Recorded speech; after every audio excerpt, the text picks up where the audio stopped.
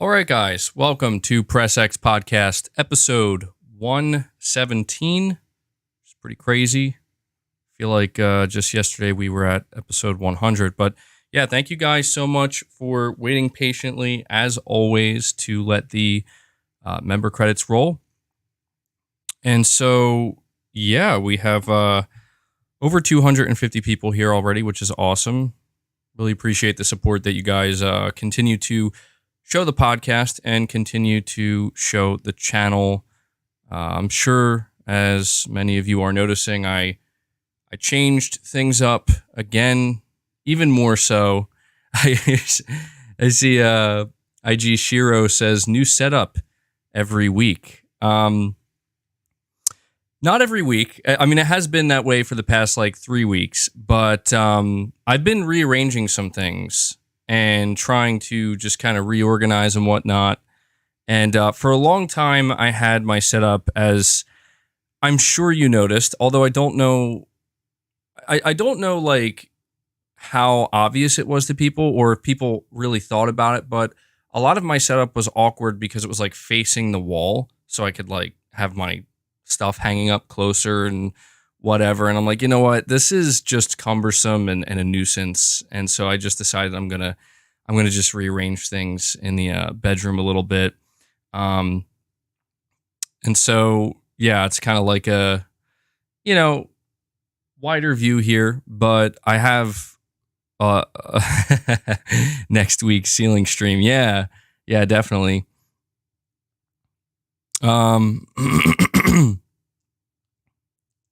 Is that a bed behind you? Yes, that is in fact a bed. I do sleep in a bed. I mean, I don't know.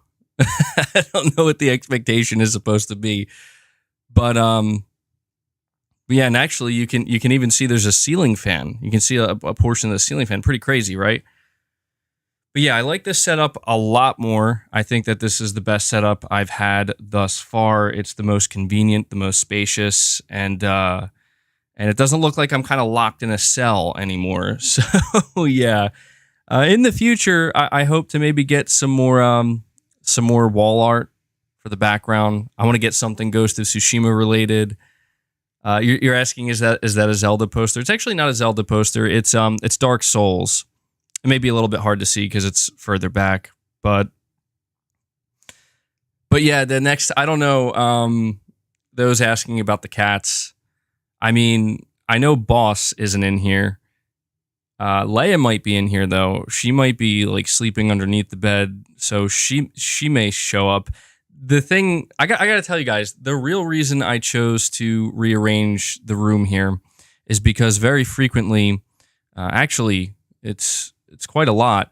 My cats like to fight each other and they like to battle. And when they would do it while I was streaming, it was always awkward because they're just doing it right in front of me, just this intense,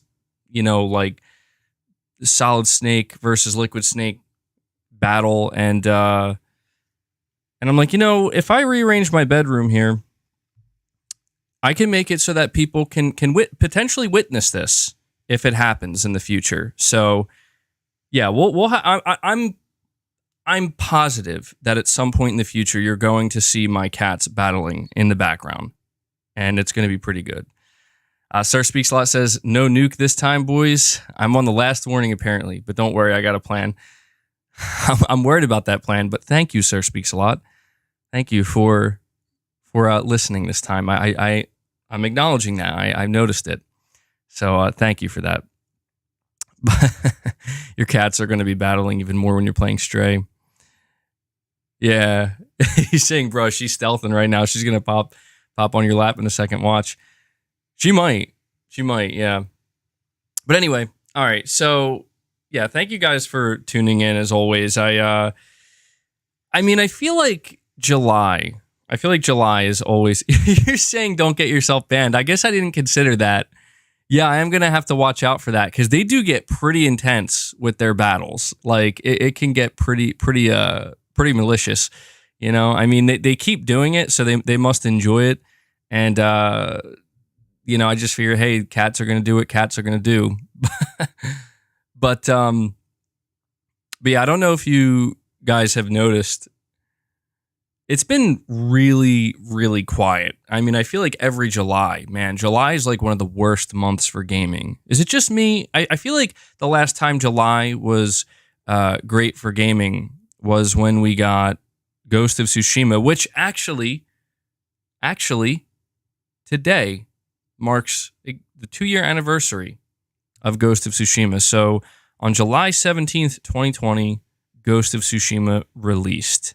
How many of you were there day one for Ghost of Tsushima?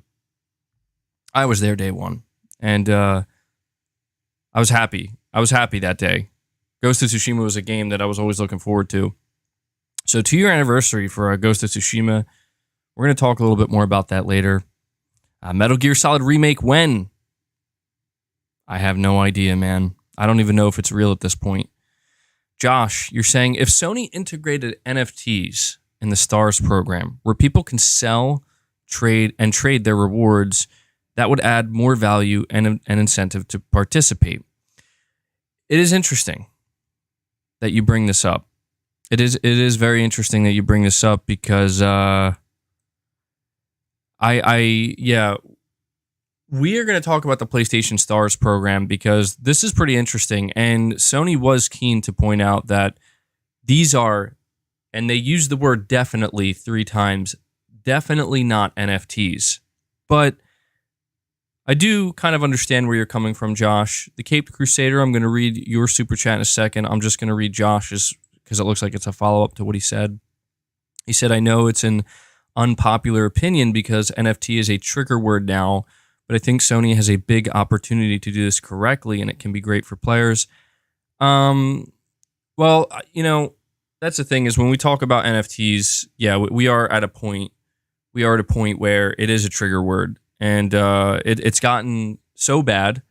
And I'm not saying whether it's justifiable or not. I'm just saying it's gotten so bad that companies and creators, anybody, they don't want to even mention the word NFT.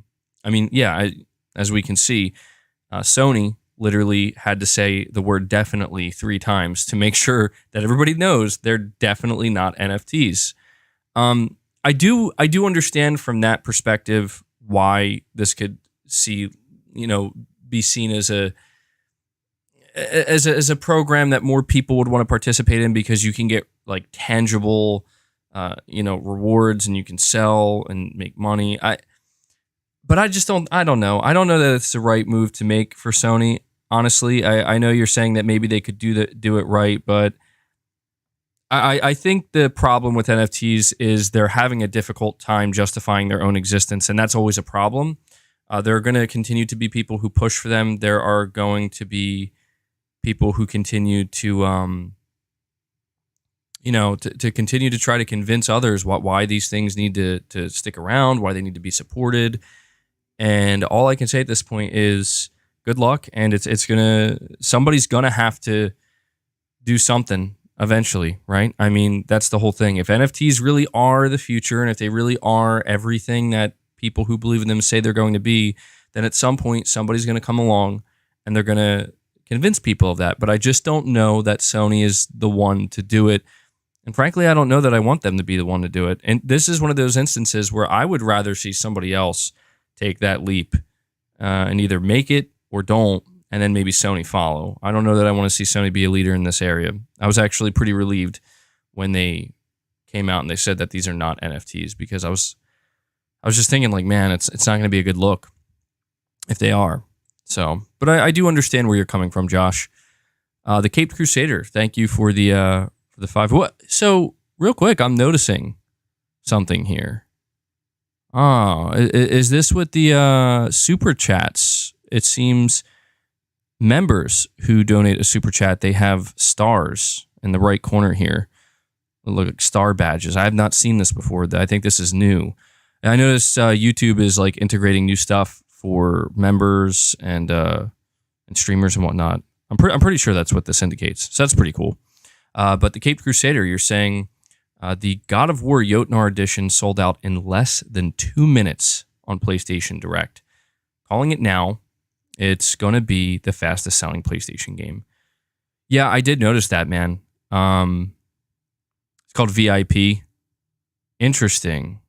See, I swear, it's like each week I'm doing a live stream on YouTube and I'm learning more stuff as I'm doing the stream. Like I wasn't even aware of this. VIP super chats.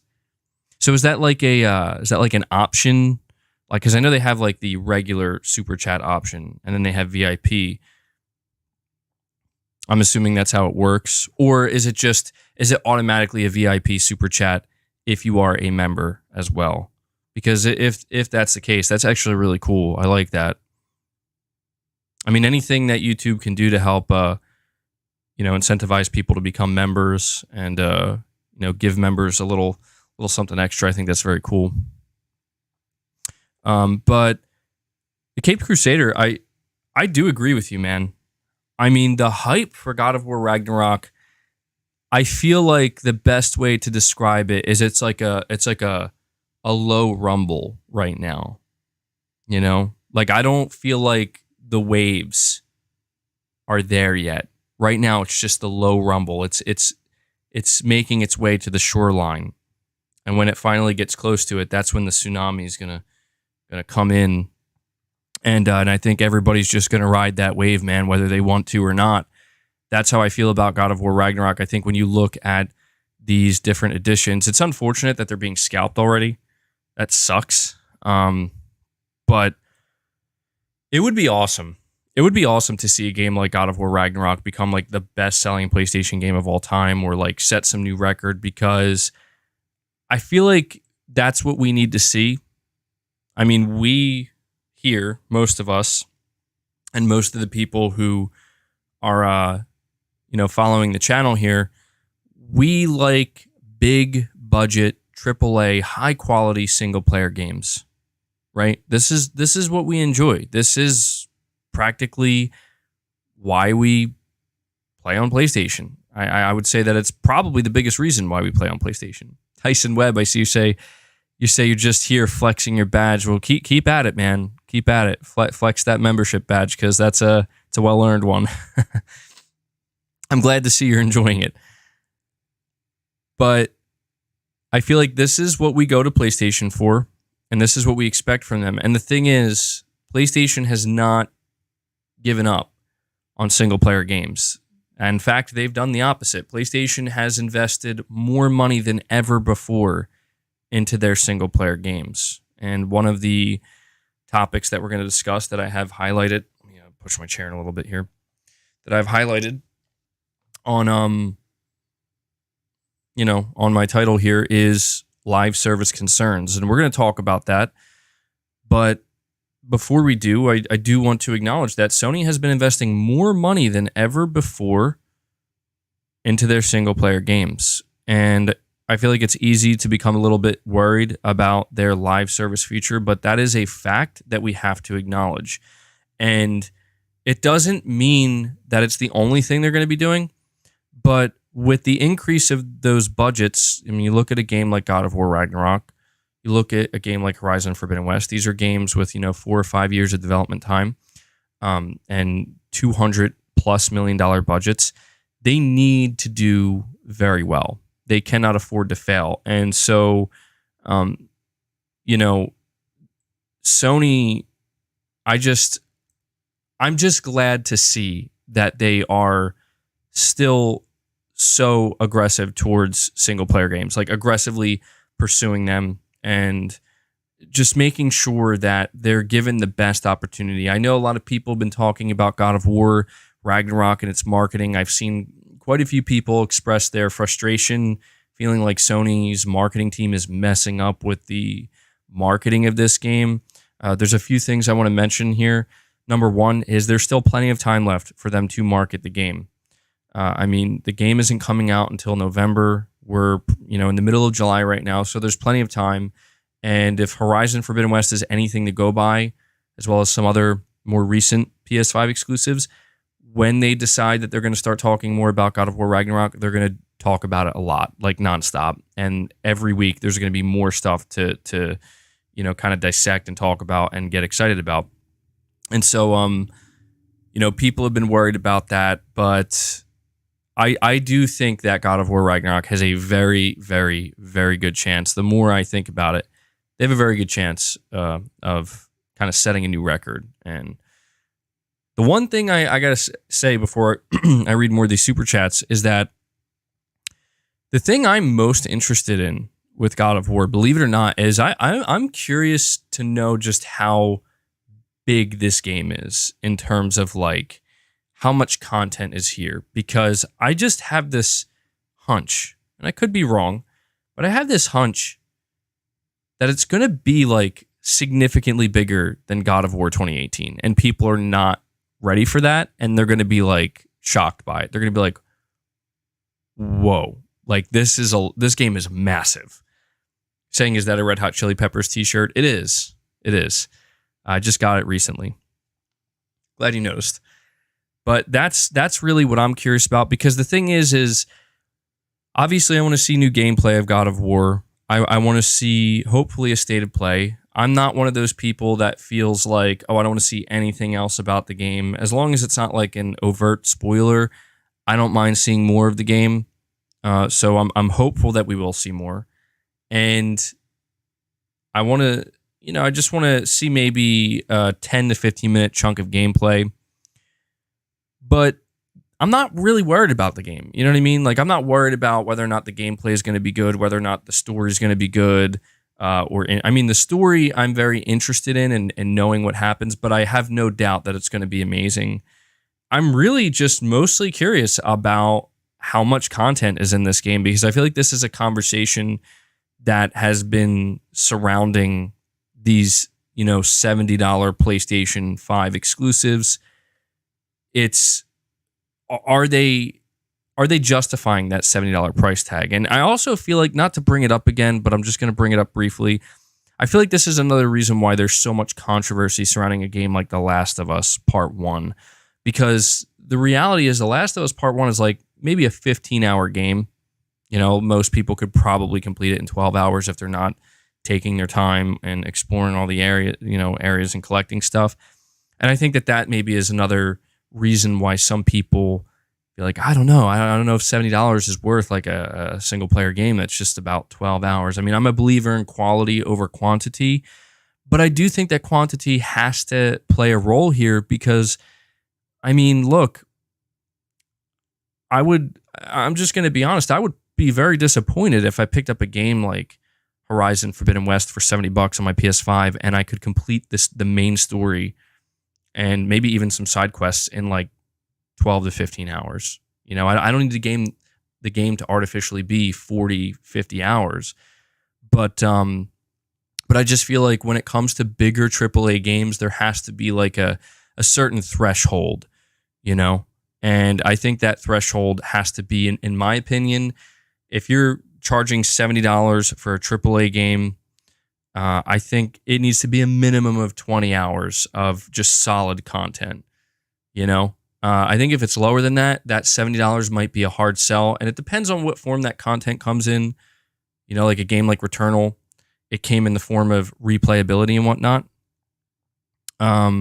So there's that, and that's more of like a subjective thing. Like if you're somebody where replayability doesn't really add value to you and you don't see it as value, then yeah, it probably won't be worth that $70. But just 20 hours of like solid content, I feel like is the minimum for like a $70 AAA game. If a game ever came out from Sony where it's like our game, like it's 12 to 15 hours, again, like The Last of Us 1, but it's just so good, right? Where like every moment of that game is just so meticulously crafted, then I could also see how that could justify, the $70 price tag. But, getting back to God of War, I'm just wondering, like, is this game going to be like 30 hours long, 35 hours long, 40 hours long? I mean, I'm playing Final Fantasy VII Remake right now, and I have to tell you guys, I am very surprised. I'm 33 hours into this game, and I don't think... I feel like I'm definitely close to the end, but I'm just surprised. I didn't expect it to be this long, and I don't feel like there was that much padding, and I don't feel like a lot of my time playing the game was like wasted doing meaningless stuff. So, to me, a game like Final Fantasy VII Remake is like the perfect example of like that is a AAA, high quality game that should be bought at full price because they're offering a lot of really solid content. But continuing on here, we have Sir Speaks a Lot. He says, I'm a hitman for hire now, so if someone is pissing you off, being rude, or you just don't like them, just tell me who and I got you. No discrimination. Well, thank you, Sir Speaks a Lot. I don't know that I can condone that, but thank you for letting me know nonetheless. And if if I feel as though I'm in need of your services, I'm good. We're obviously, he's talking about, not actually being a real hitman. He's talking about removing, nasty comments and people in the chat or timing them out. At least that's what we can assume, right? So if I need your services, Sir Speaks a Lot, I'll be sure to contact you. Zanarkand Blitzer, you're saying, just checking out my new personalized member VIP super chats. Also ready to give you Final Fantasy VII Remake tips later. Well, thank you so much, Zanarkand Blitzer. Yeah, I'm really liking the VIP super chats. I think that's a very cool thing that YouTube is integrating here, and I'm definitely going to talk more about Final Fantasy VII Remake later because I'm pretty sure that I'm at the final stage of the game now, and I'll definitely talk more about where I'm at with the game, if my feelings have changed or not, and if I am correct in that I'm close to being done with the game, the next podcast episode I'll probably be doing a bit of a review on the game, and maybe I'll do like a separate video talking about it as well. So yeah, we'll talk about that. The Cape Crusader, again, you're saying, a heads up to collectors in the future, go to your local GameStop to pre-order collector's editions. Chances are way better than online pre-orders. Well, there you go. If anybody here is a collector or you're into collector's editions and you're having some trouble, maybe this is some advice you might want to hold on to. Go to your local GameStop. I don't shop at GameStop anymore, but I'm not necessarily a collector. I'm not really buying collector's editions. I'm not even getting the collector's edition for God of War. Truthfully speaking, it's just because I feel like I don't have enough room for all these different collector's editions, and I'm also like one of these people where if I buy one collector's edition, I think I'm just going to kind of start to snowball a little bit and buy every collector's edition, and before I know it, I'm going to have to buy shelves for this stuff and whatnot. And I think also for the God of War collector's edition, I don't know, I think the Mjolnir hammer replica, it's really cool, but I don't know. It didn't really speak to me, I think I missed out. I think God of War 2018, they had a statue of Kratos and Atreus, and I was really hoping that they would do something like that again for Ragnarok, and I understand why they wouldn't. It would seem kind of redundant at this point, but if it was like a Kratos statue or something, or even like a statue of Thor or something like that, that's something I find interesting. That's something I find interesting is that they're not giving you a statue of Thor with Mjolnir. It's just the weapon itself. This has led to some speculation that we can only assume. I feel like it feels weird to say this because we don't know what's going to happen, but I feel like we can only assume that Kratos and Atreus are going to defeat Thor at some point. And some people are speculating that, is Kratos going to be able to wield Mjolnir? And is that going to be like a third weapon? I mean, that would be, I don't know if it would be the most shocking thing, but it would be an epic moment for sure if something like that happened. And if that is something that they choose to allow you to do in God of War Ragnarok, it also makes you wonder, at what point is the big battle between Thor and Kratos going to happen? I do wonder, what if Ragnarok takes this direction where it kind of surprises us, where Thor and Kratos battle much earlier in the game than we thought, and he kind of gets taken out quickly. It's epic, but it's just a quicker battle than we thought, and just suddenly now you're wielding Mjolnir. That would be pretty sick. But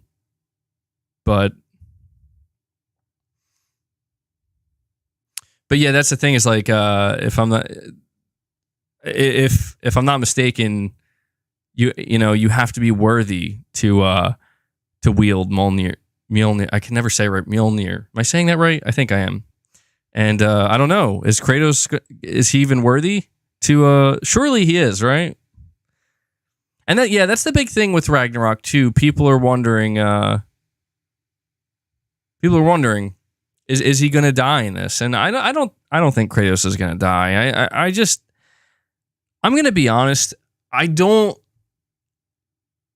not saying that I could never see a future God of War game without Kratos, but I just don't think this is where you kill him off. I feel like the only way you could really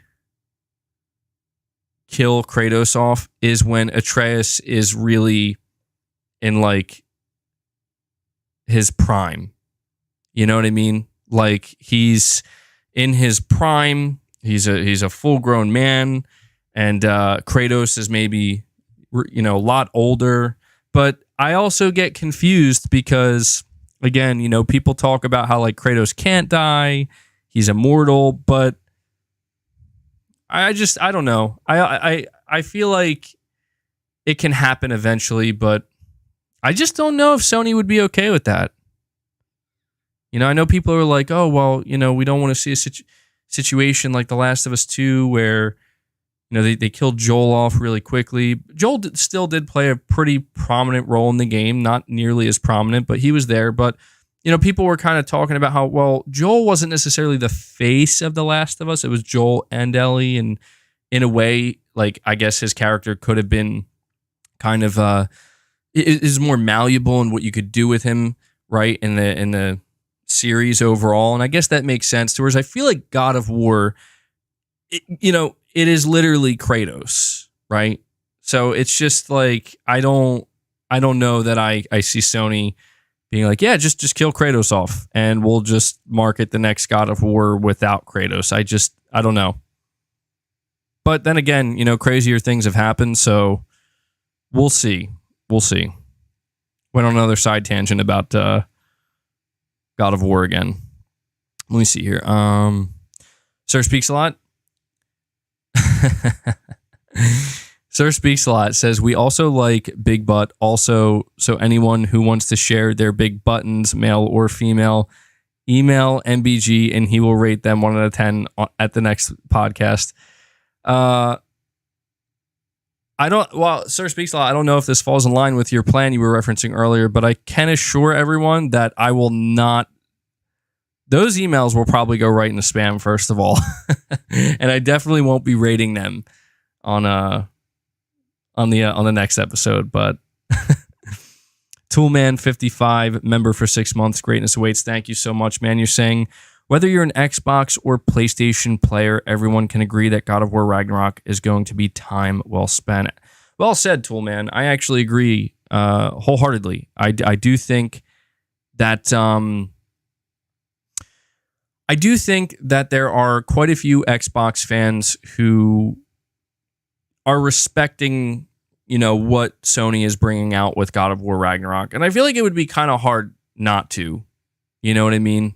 Like, I understand that there are people who are like, oh, I'm not into God of War. It's not my thing. Or, it's not really my type of game. And I get that, but the only thing I don't understand, all right, the only thing I don't understand when it comes to criticism surrounding God of War Ragnarok is and it's not like prominent criticism. It's not like it's really that relevant or a lot of people are talking about it in this way, but I do occasionally see some people kind of talking about it like it's just going to be a bad game.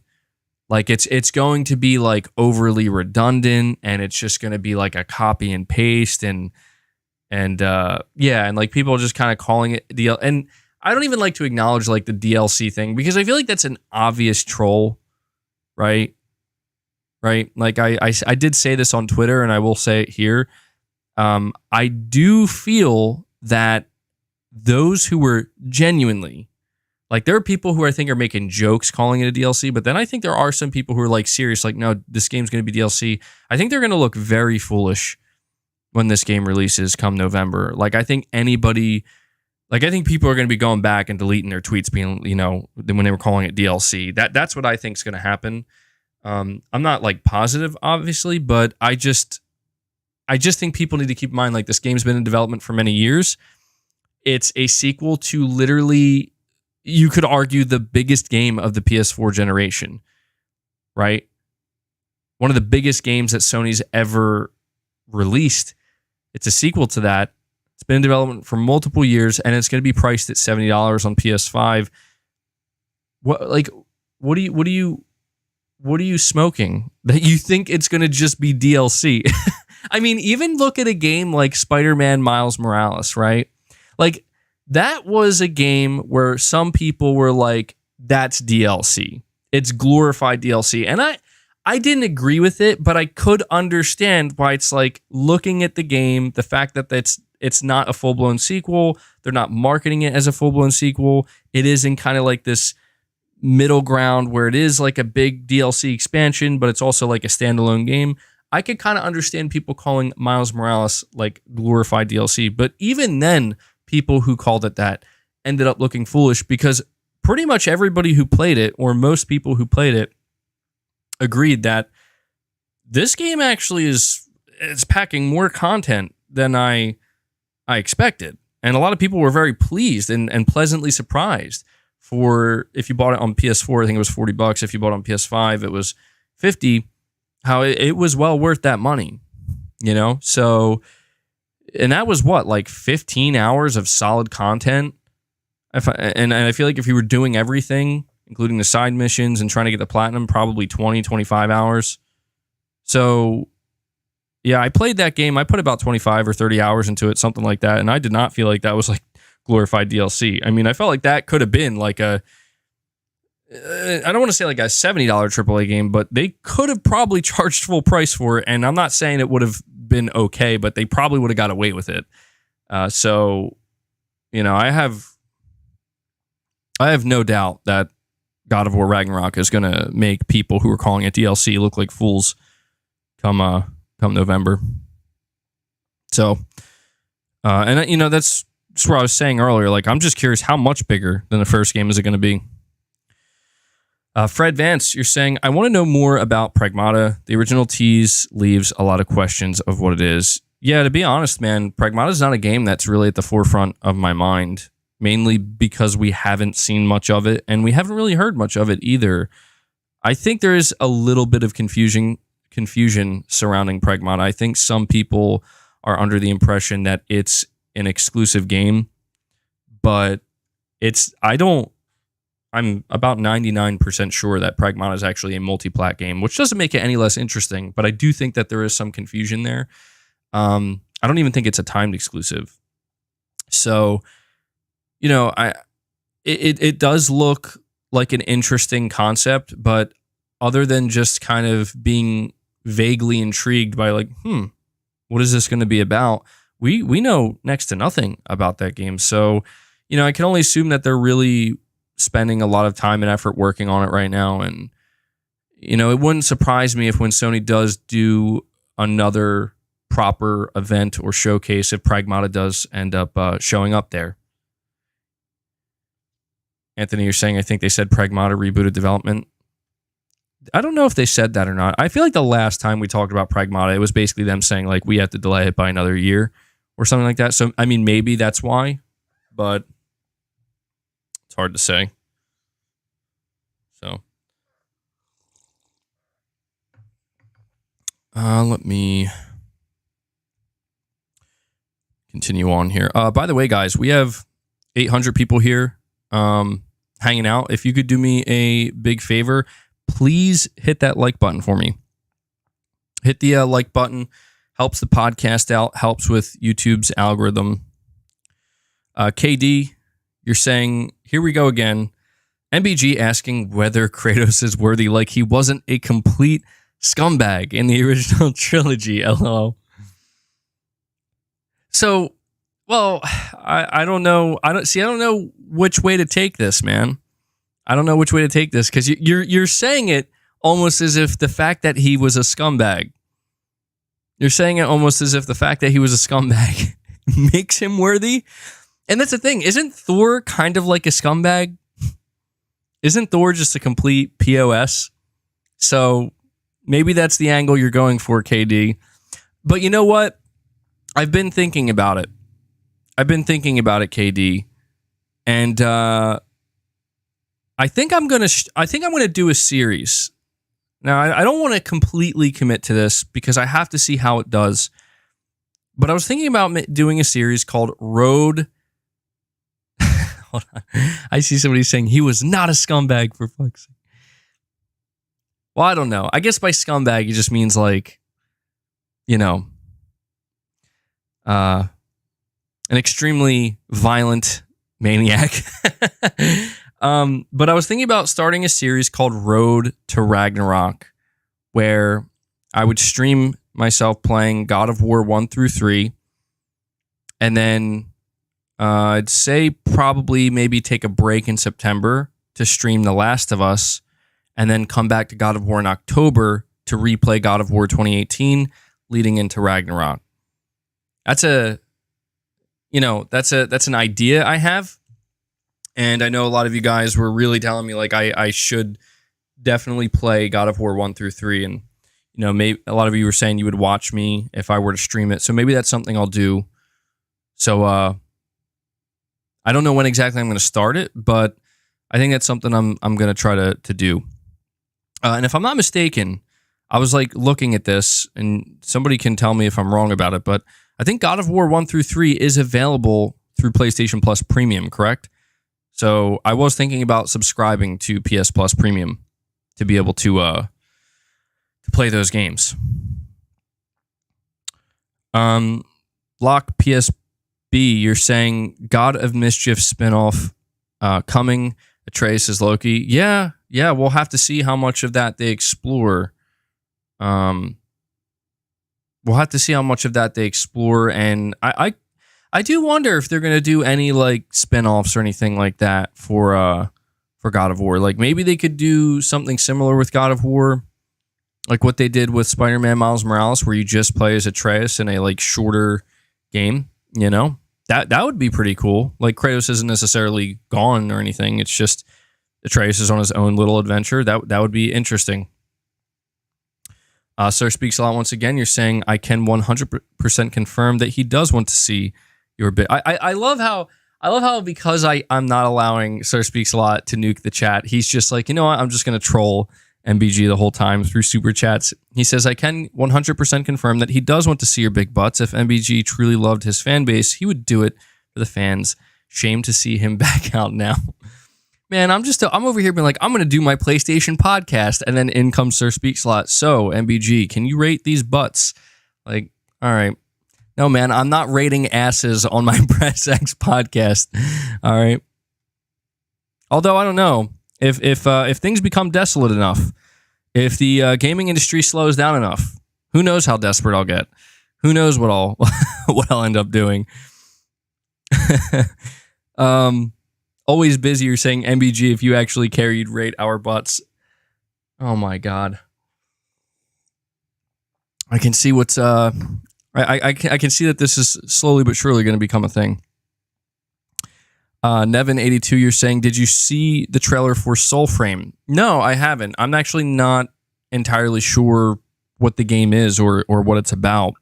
I'm assuming they just released a trailer or it's a new game. Maybe I'll have to look into it. But no, I can't say that I've seen it. Maxwell, you're saying, been worthy to lift the hammer. Being worthy to lift the hammer is something that Marvel created, was never true on the actual myth and is not true in the game. Really? That's interesting to me. I did not know that. And that's exactly where I got that from. I told you guys I've been I've been on a Marvel movie marathon, and I actually just got to Phase 4. I just finished WandaVision, which is pretty good. I had pretty low expectations, honestly, and it was better than I expected. But yeah, I was kind of under that impression. I didn't know that was something that Marvel created, and that's pretty interesting. Pretty interesting. So I guess in that case, absolutely, Kratos can wield Mjolnir. KD, thank you for letting me know that, by the way. You're saying Soulframe is from the Warframe guys. Okay. Yeah, maybe is it like a new game? Because I know Warframe is a live service title. Is it like a sequel or standalone game or just something new entirely? I'll have to check it out. Saying Marvel's movie Thor is just a big buffoon. Yeah, I mean, I do like Thor in Marvel, but I have to say I'm very interested in seeing how they portray Thor in God of War Ragnarok, knowing that they're going to try to be a lot more accurate to the mythology, you know? I feel like in the original Thor movies, like the first two Thor movies with Marvel, they tried to be a little bit somewhat accurate in his, like more serious in tone, and then they were like, people aren't really digging this, and then they just decided to go kind of silly with it. Which I'm not, I know like a lot of people hate that. I don't really care too much. Like I never really cared about Thor that much as a character. And I would be lying if I said that Marvel didn't make me care more about Thor as a character than anything else did. But I could see how people who are original like Thor fans are probably not too thrilled with, the way the MCU has handled him. But I think it's going to be super interesting to see how they depict him in Ragnarok. Definitely. Let me see.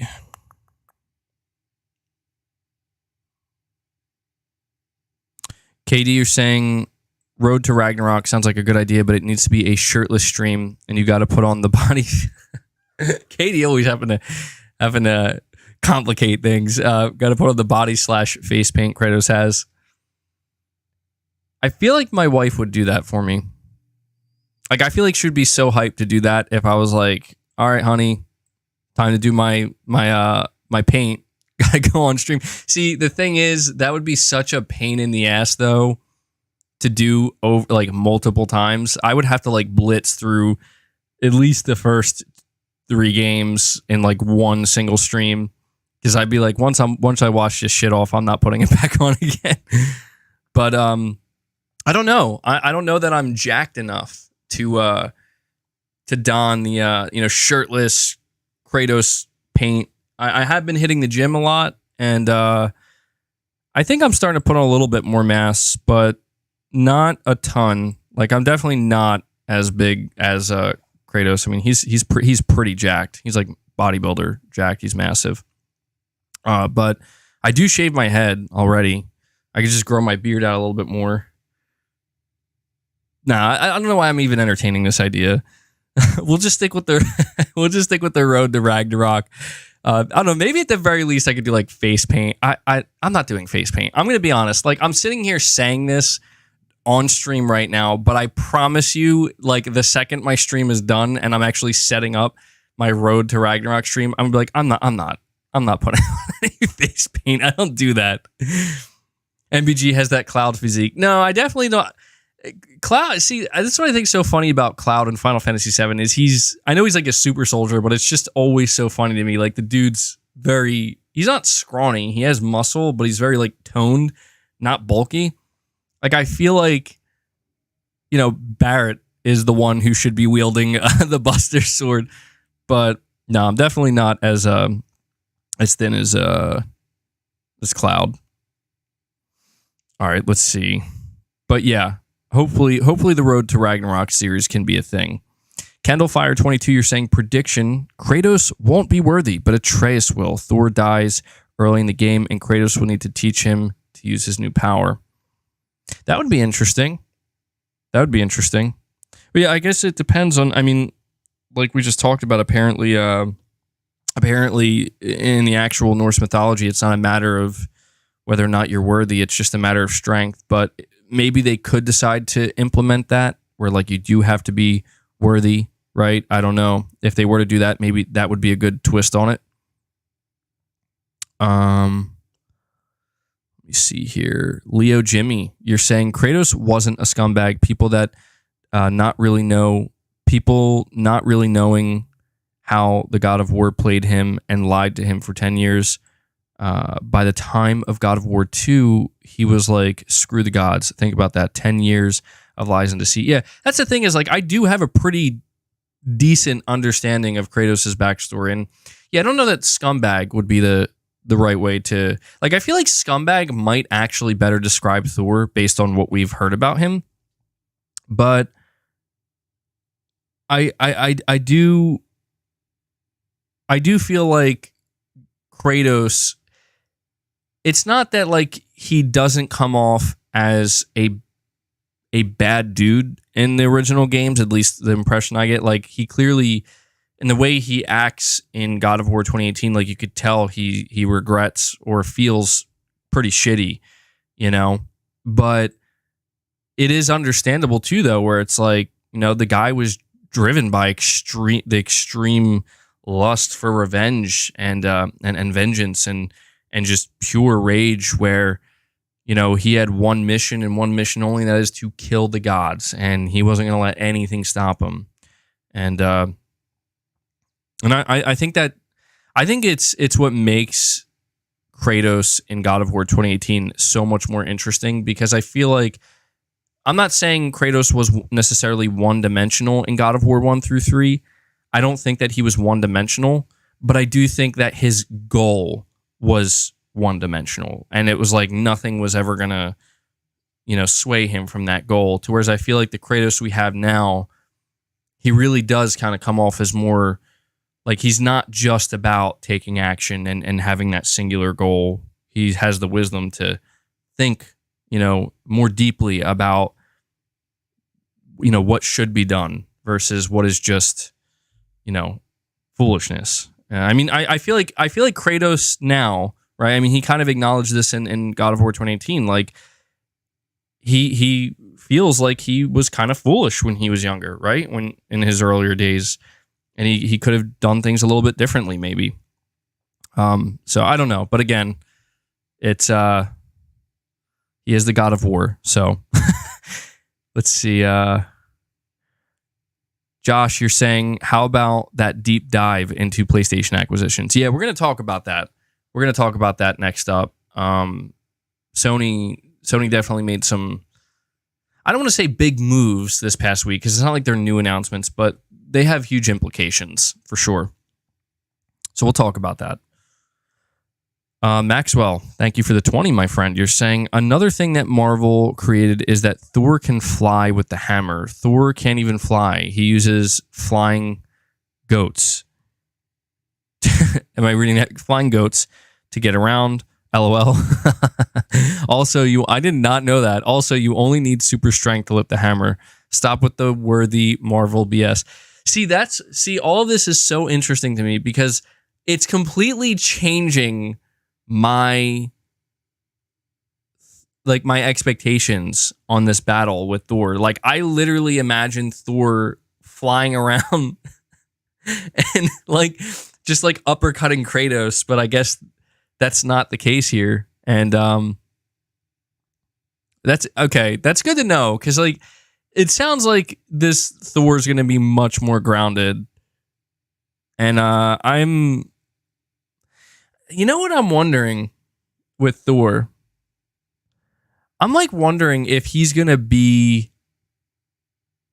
like, he's not going to be a silly character, obviously, but I am wondering if he's just going to be so overtly like terrible, like as a person. Like, I don't know. I don't want to speculate anymore, because the reality is I have no idea which direction they're going in exactly with Ragnarok, and I feel like it's pointless to just keep speculating over and over again. But all I can say is that Baldur was a very interesting enemy in God of War 2018, mainly because like I just didn't know what to expect with him, and I feel like Thor does have certain expectations surrounding him, but also the fact that Kratos is going to have to fight Freya as well. And I don't know, man. Like, are we going to see a battle potentially where it's Kratos and Atreus against Freya and Thor at the same time? That would be pretty insane. Can't wait, man. In case you can't tell, because I'm talking a lot about it, I really can't wait to get more info on God of War Ragnarok. I'm very excited for this game. But it is, I have to say, the thing that I'm finding myself a little bit surprised by today is learning how much BS that Marvel decided to make up for Thor. I did not know this. If Marvel was the only thing I went by, I mean, I would have expected Thor to come flying in with Mjolnir and Kratos trying to pick it up and looking like a little bitch because he can't pick it up, you know? So this is cool. This is cool. It actually has me more excited for the game. You're saying your cats are called Freya and Odin? Nice. Yeah, I wonder what Odin's going to be like, too. Who do you think's going to play a more prominent role in Ragnarok? Do you think it's going to be Thor or Odin? I mean, I feel like Odin's going to play a very big role, obviously. Like, he is going to play a big role, but I'm just wondering, like, who's going to have more screen time? Who's really going to be, like, the big bad guy, you know? Okay. With that being said, though,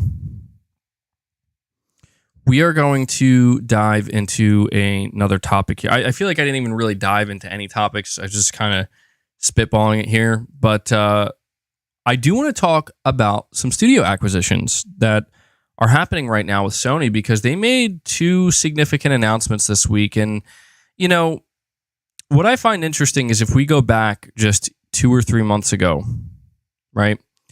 If we go back just 2 or 3 months ago, we were having like conversations on a weekly basis, almost a daily basis, about who is Sony going to acquire, who is Microsoft going to acquire, and there were people, you know, rumors, all this stuff coming out and being like, "Oh, this is going to happen and that's going to happen," and in reality, I feel like literally nothing has happened. I feel like at the beginning of this year, Microsoft announced they were acquiring Activision Blizzard, and that was massive. That made a massive shockwave. And then a month later or a couple weeks later, Sony was like, we're going to buy Bungie. And that made a pretty big wave. Not as big as Activision, obviously, but still big and surprising. And after that, it just kind of became this weird scenario where it was just like each week, like, okay, who's next? Who's next? And you know, a lot of PlayStation fans hoping that Sony was going to acquire a major third-party publisher, and that never happened. Josh, you're saying, I got to say, Final Fantasy VII has a real weird sexual undertone. The cross-dress thing, too, was hella weird to me, but the game is great. Really looking forward to 16. Yeah, well, I mean, dude, that's the thing is, something I found interesting is, I guess, Square Enix and the development team behind Final Fantasy VII, they must have been kind of ahead of their time. Because if you think about when this game came out, like, this was not stuff that was prevalent, you know, not like it is today. And I think that that's what surprised me. It's like not actually what was happening in the game, because I feel like something like that just kind of is pretty normal today, right? Like, you could kind of expect to see something like that. But I feel like back in Final Fantasy VII came out in 1997, right? I feel like that just wasn't common. And so that was like maybe a very interesting and unique thing that the game offered. I didn't mind it. I will say there is a weird sexual, at certain times, sexual undertone, but I just kind of feel like it fits. I don't know why, but it just does. You know, it doesn't bother me or anything. So, but I'm glad you're enjoying it, man. I'm really enjoying Final Fantasy as well. But you're saying it's not like Cloud was loving it. That's true. Yeah, that is true. I feel like I actually feel like Cloud, I don't know, I'll talk more about it later, but I like Cloud as a character, but he's pretty one note, you know? And I don't know if there's still, I get the feeling that the reason why Cloud is very one note right now is because that's how he's supposed to be, but they keep kind of alluding to there's like this deeper thing with him going on that they haven't revealed. And I'm like kind of waiting for something to happen with Cloud to learn more. So, but Isabella, you're saying, answer please, MBG. Do you think the snitch will leak the showcase? We are anxious the whole year and expecting this. What do you think about that? Well, so what I will say is this, Isabella. I think that Sony will be doing a showcase this year. I don't imagine they don't do a showcase this year. I feel like that would be pushing it too far. Like, I think they're going to have to do a showcase this year. They can still hold back if they do it. As for whether or not the snitch is going to leak it, the snitch he went pretty silent after the God of War thing, and I don't know. I don't know if we can really rely on the snitch as much as we previously could, because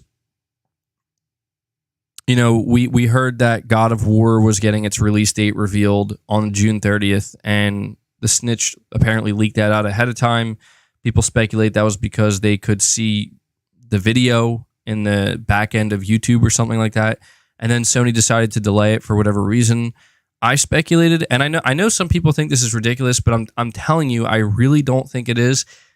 Some people were saying that Sony delayed it because of like Roe versus Wade and whatnot. And I'm like, well, yeah, but still, like, you're just announcing the release date for a game. I don't think anybody really, is going to be like, oh no, that's inappropriate.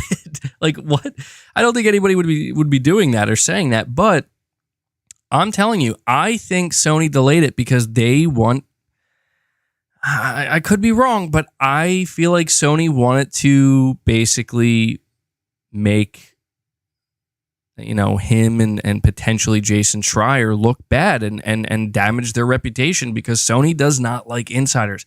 I know that people are like, oh, well, Sony's a multi-billion-dollar corporation. Why would they care about these no-name leakers? Like, they do care. That's what I think is strange, is like people have this mindset like Sony doesn't care. Are you kidding me? Are you kidding me? Sony is possibly like the most stingy when it comes to not wanting shit to leak out, not wanting people to know. So you better believe that Sony, if given the opportunity to destroy potentially a leaker, a well-known one that has been putting their shit out there, they're going to do it. And I feel like, because think about it. I really want you to think about it. What other reason would Sony have to delay an announcement for the release date of their game by just a couple days? Right? Especially when the video was already there. The blog post was already there. They just literally had to press a button. To me, it's pretty obvious that Sony was pissed off. And they were annoyed, and they don't want these leakers stealing their thunder. They don't. Sony doesn't want the surprise revealed. So, getting back to the super chat, do I think the snitch will leak it? Well, here's what I'll tell you.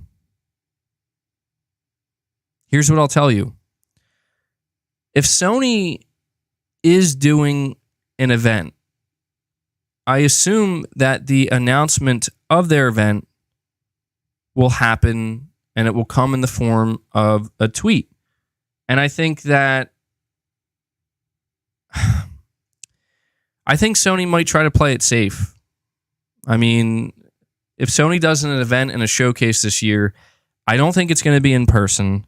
I think it will be pre-recorded, and I think that they're going to upload it literally like 24 hours before it actually happens. Because I don't know, man. I feel like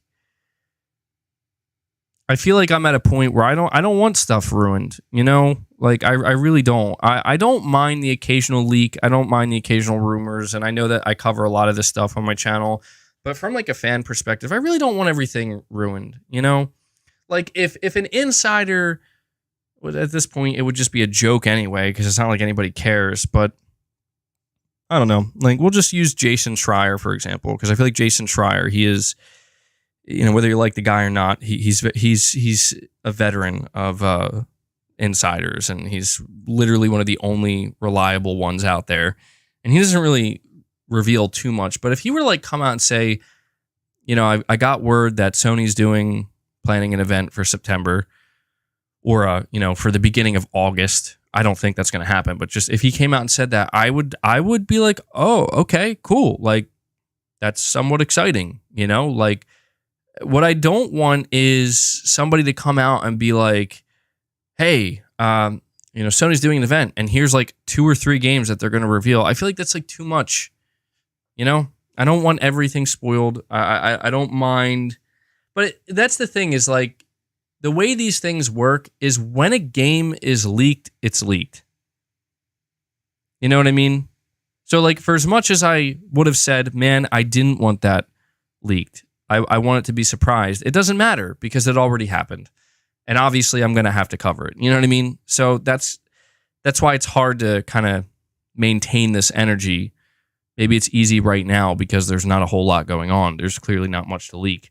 But imagine if Wolverine was leaked. Yeah. Well, that's the thing, is it almost got leaked, man. I remember when we were building up to that showcase, something that became clear is that Sony was getting ready to announce another Marvel game. And at that point, the sky was the limit with what people were guessing. And a couple people did guess Wolverine. Nobody knew if they were right, but it did kind of leak, and you could argue that maybe this is proof that Sony just needs to change the way they operate a little bit. You know what I mean? Like, maybe Sony should try to not be so, so secretive about everything. Like, maybe it wouldn't be so bad.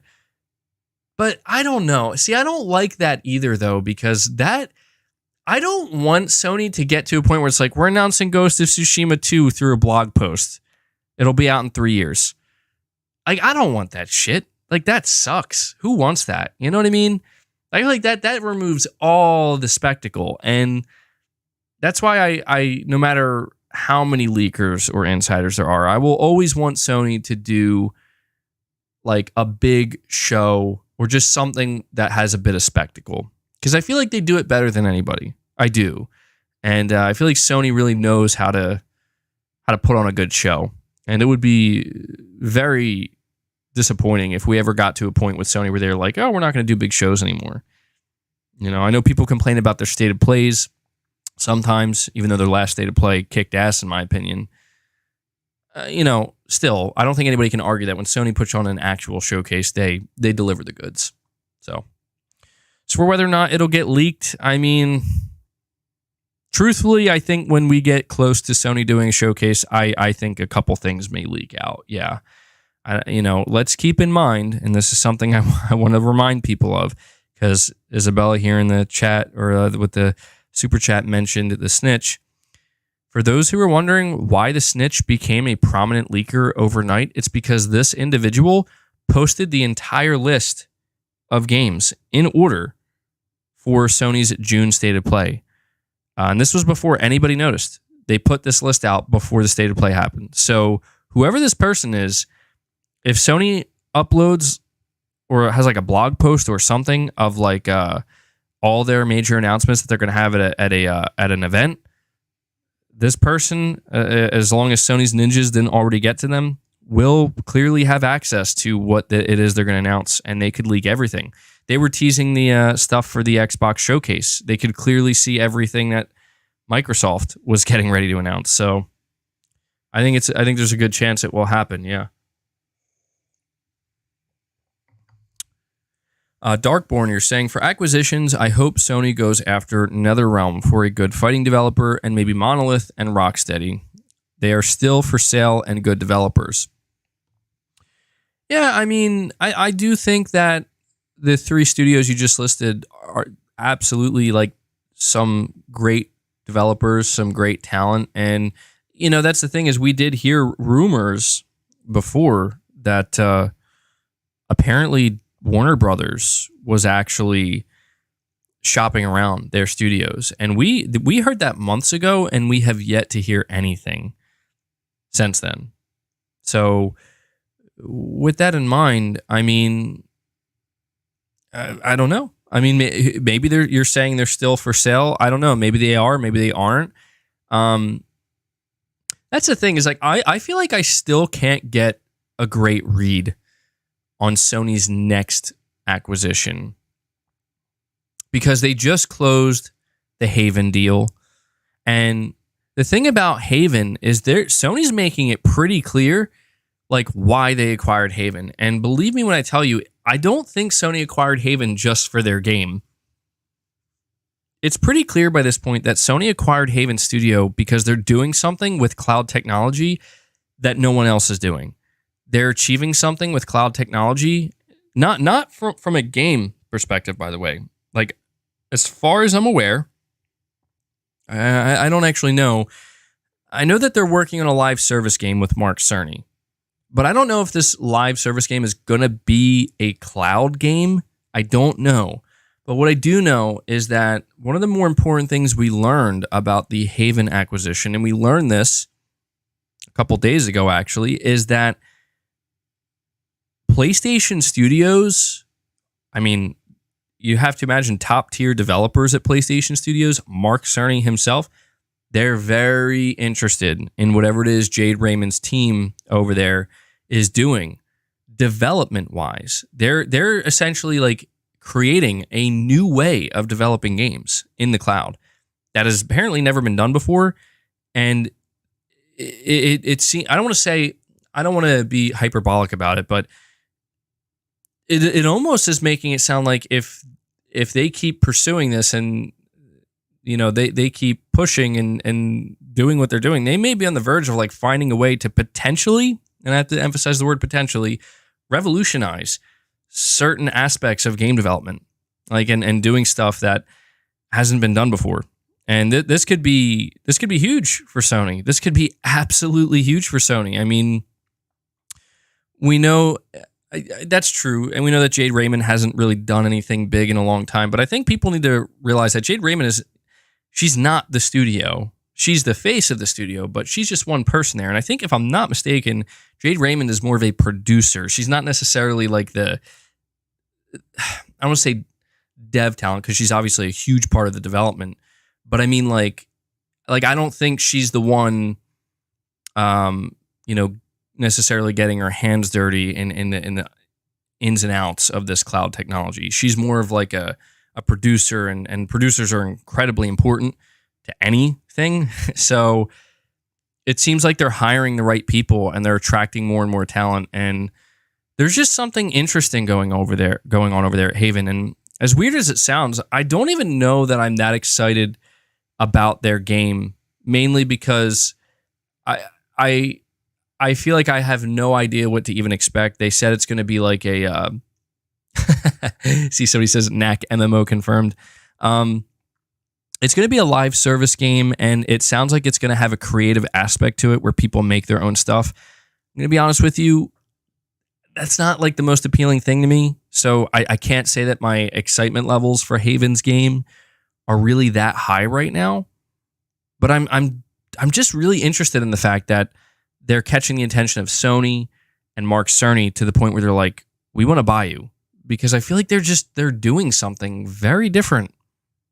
So we know that PlayStation is at a point where the pipeline of game development is more important than it's ever been. It's like so critical for Sony and their future growth to be able to have a just solid pipeline of smooth AAA game development.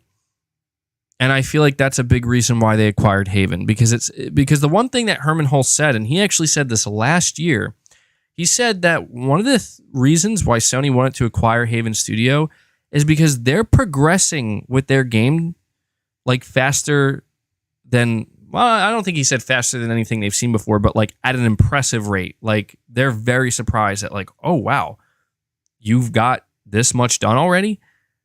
And yeah, so I mean, hey man, I feel like if you're a studio, like if you're a new studio that hasn't even released a single game yet, and you're doing something behind the scenes that's impressing Sony,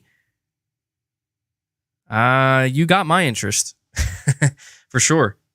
Definitely interested to see what Haven can do. So I know that there's not a whole lot of hype around Haven right now, and I don't think there should be because they haven't shown anything. But it's just if you listen to what they're talking about, if you listen to the reasons why Sony's acquiring them, it's just something. I don't want to say it's something you should be hyped about, but it's something if you're a PlayStation fan, you definitely want to pay attention to, and we want to see where this leads because, as I said, this could have some very big implications for the entirety of PlayStation and PlayStation Studios in the long run. And Darkborn, you're continuing by saying the reason leaks hardly happen for Sony anymore is they do all their own events. Look at Summer Game Fest. The Last of Us remake was entirely leaked hours early. So, yeah, wasn't it Sony that actually did that, though? Am I remembering incorrectly? I think Sony leaked it themselves accidentally. Like, I don't think it was Summer Game Fest. I think it was like Sony, right? I don't remember exactly. But yeah, Sony very clearly likes to do things on their own terms, and I don't mind that. I just think that the only downside to that is it makes things very spontaneous for Sony.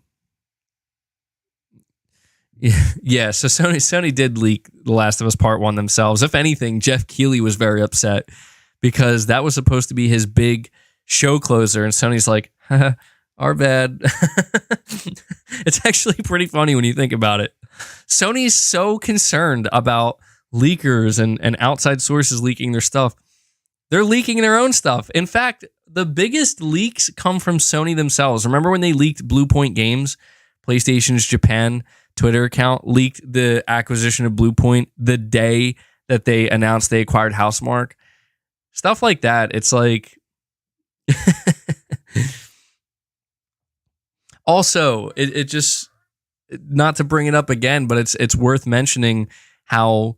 the official PlayStation Twitter account put out a new trailer yesterday. I made a video talking about it yesterday, but I don't know if everybody watched it. But it's just still so funny to think where at the end of that 15-second trailer that they put on Twitter, the release date was November 11th. It was 11/11, and it does almost make you wonder, was that their original date? But then they decided at the last minute we're going to move it by 2 days.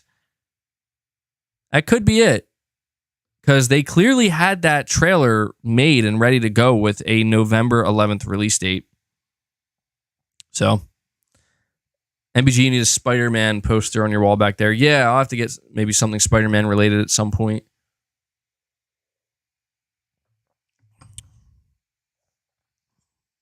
But, you're saying it was a typo? I don't... Yeah, it may have just been a typo. It may have been a typo, but man, that's a pretty egregious typo. Like that was saved in that post for a while. Like that was a whole trailer that was made. So I don't know, man.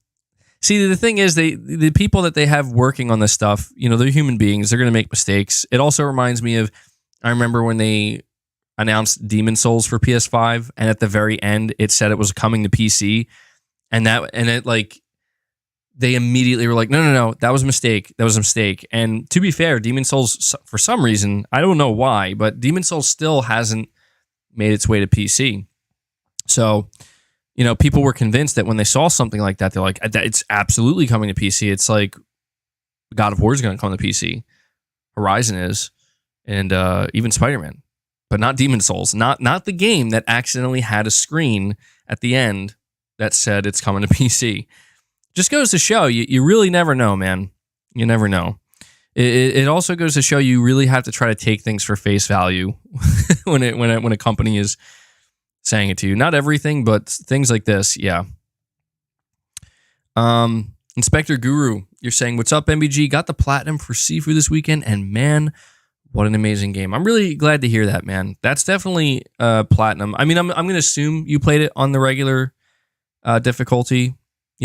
No big deal if you had to get it on the easy difficulty, but because I think they have an easy difficulty now, don't they? But congratulations, man. Sifu is, in my opinion, even on easy mode, it's probably still a difficult platinum to get. So congratulations on that.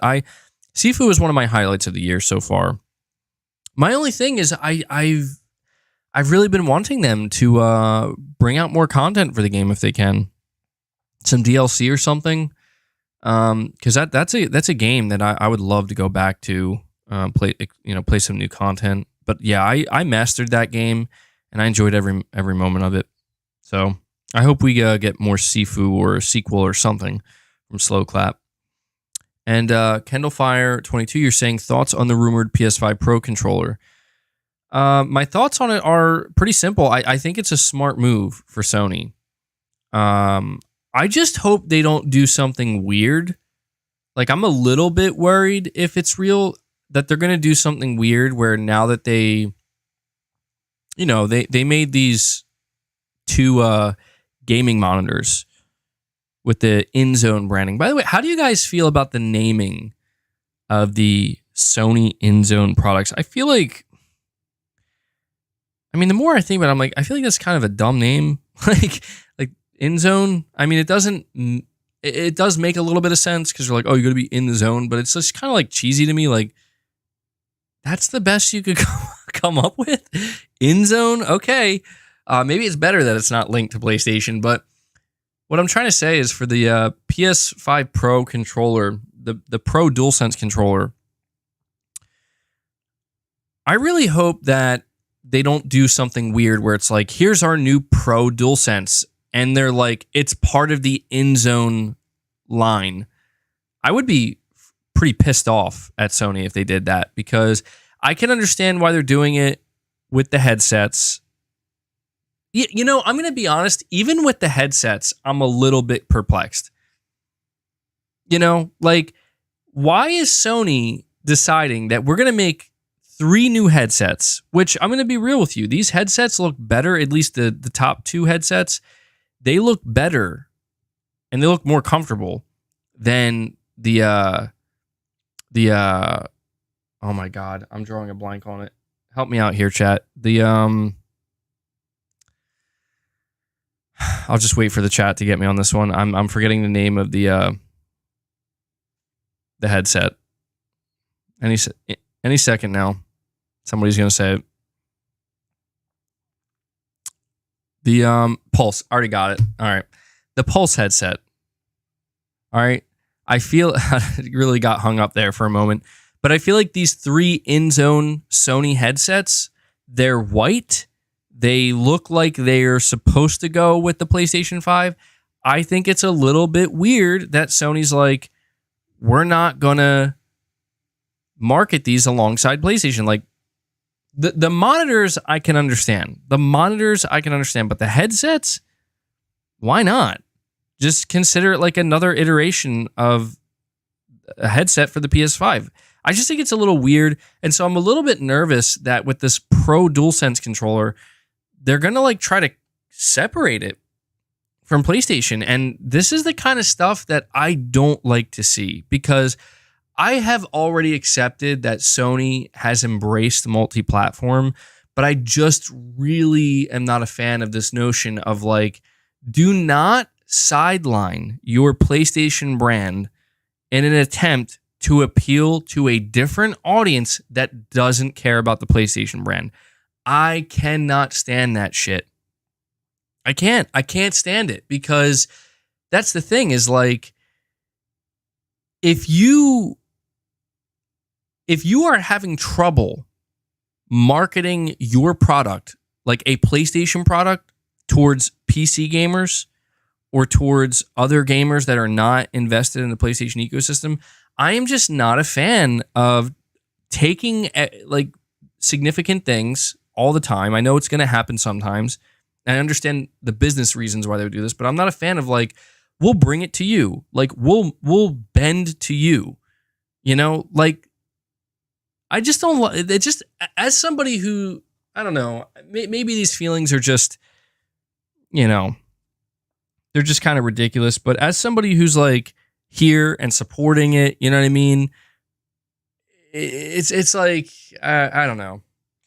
I know that there really isn't anything to be said about it, because the reality is Sony is bringing more and more of their games to PC, and we've already accepted. Like, let's be honest here. Sony executives and PlayStation executives, even Jim Ryan, they're literally talking about being more multi-platform. And so I understand why they're going to do this. I understand that they can't just,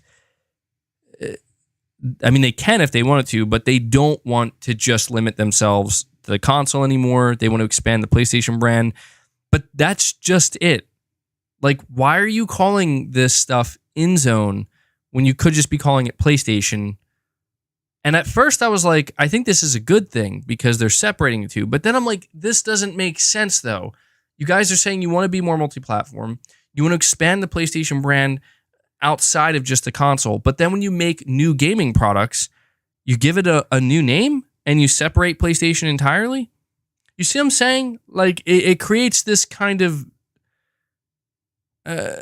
confusion for me where it's like, which is it? You know what I mean? Like, do you want to be more multi-platform and take the PlayStation brand and spread it out beyond the console, or do you want to keep the two separate? Because I feel like Sony keeps trying to walk this line, and they're trying to like play both sides here, and it's like I don't know. I don't know that that's the best way to do it, but that's how they're doing it, and it's whatever. So my thoughts on the rumored Pro controller. I'm looking forward to it, man. I'm a huge fan of the DualSense. It's my favorite controller ever, and the idea that they can create a more premium version and it can be customizable, that's definitely something that I will be interested in. And the fact that they didn't reveal it alongside their new InZone products makes me think it's still going to be PlayStation branded. It'd be kind of shocking to me if it wasn't. And I do think that maybe that's something that they would reveal at a like a showcase or something. So, yeah, I'm excited to see what they do with it. But getting back to the topic of acquisitions. So we talked about the Haven acquisition. Let's talk about Bungie. Because Sony announced that the deal finally closed. Well, I don't want to say finally because it happened ahead of schedule. But Bungie is officially part of PlayStation now. And I'm telling you right now, man, the Bungie acquisition is a fascinating one. It is absolutely a fascinating acquisition because... Okay, Tom R, you're saying because if it fails, it won't damage the PS brand. Oh, that's it. That's a good point. I actually didn't think of that. I guess I'm just assuming that these products will be successful, but they might not. So actually, I guess in a way, maybe they're trying to protect the PlayStation brand. Interesting. And actually, with that line of thinking, it would further explain why they didn't announce the DualSense Pro in that line. So, interesting. Appreciate that insight. But yeah, getting back to Bungie, this is a fascinating acquisition, mainly because it's pretty clear that Sony, I know we've talked about this before, but I really do think it's worth reiterating now, because when we talked about why Sony bought Bungie before, it was fresh, it was new, it was surprising. And a lot of the points that I'm going to hammer on here, we already talked about previously, but now here's what you have to keep in mind when we talk about it. Now it's boots on the ground, right? And what I mean by that is now the deal is done and they're getting to work.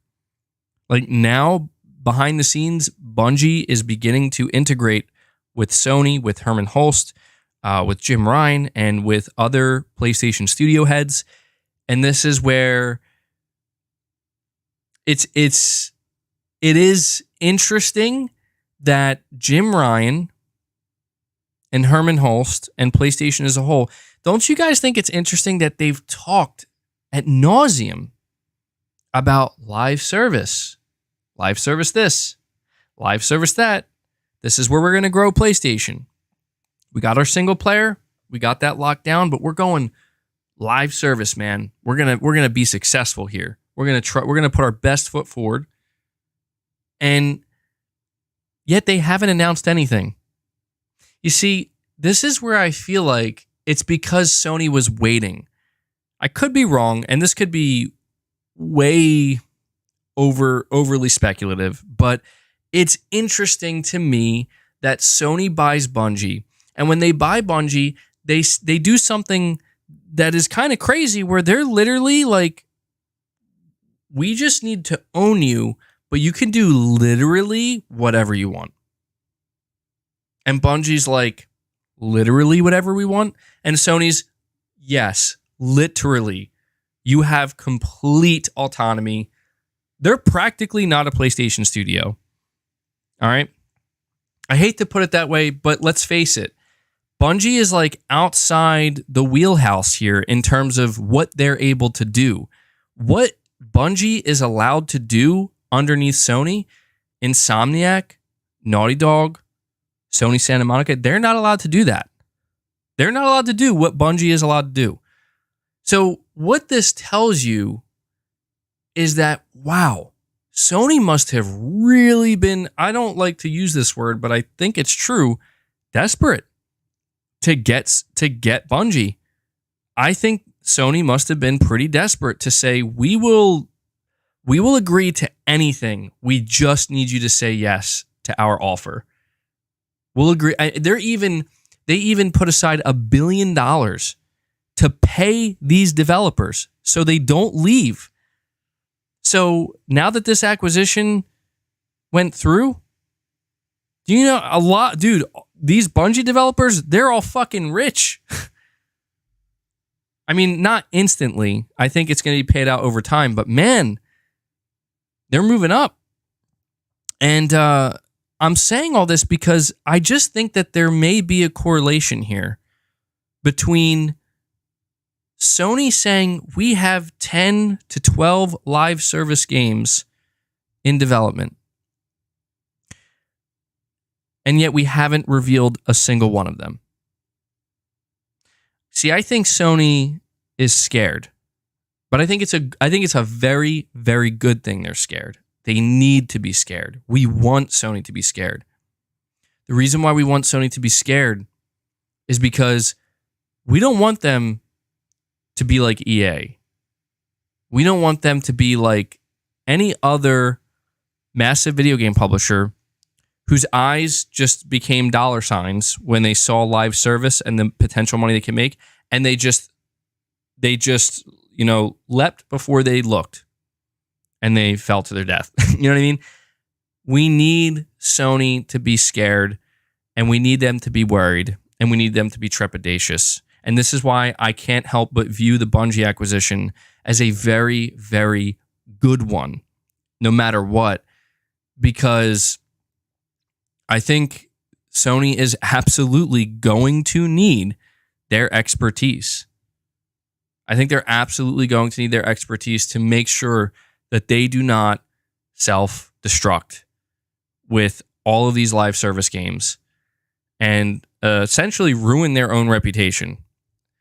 I mean, I know this sounds crazy, guys, but we could see in like 5 years from now, imagine if every single live service game Sony puts out, let's just say that they put out, like they said, they actually hit their goals and they put out 10 live service games by what, like 2026? Imagine if every single one failed.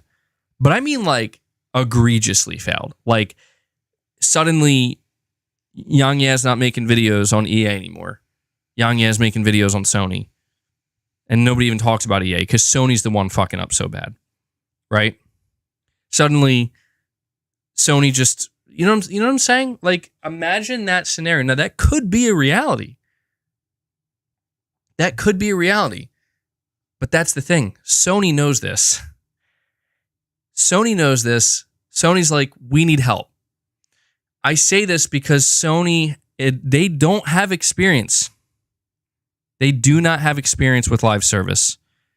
And I'm just ultimately glad that Sony or whoever is working there and making these decisions, they have enough insight, enough wisdom to know that, we had to learn to make these AAA single player games. It took years. It took decades.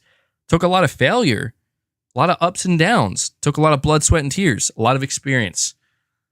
And this time around, I think Sony, they're like, look, we don't have 10 years to figure it out. We don't have 5 years to figure it out. We have to figure it out now.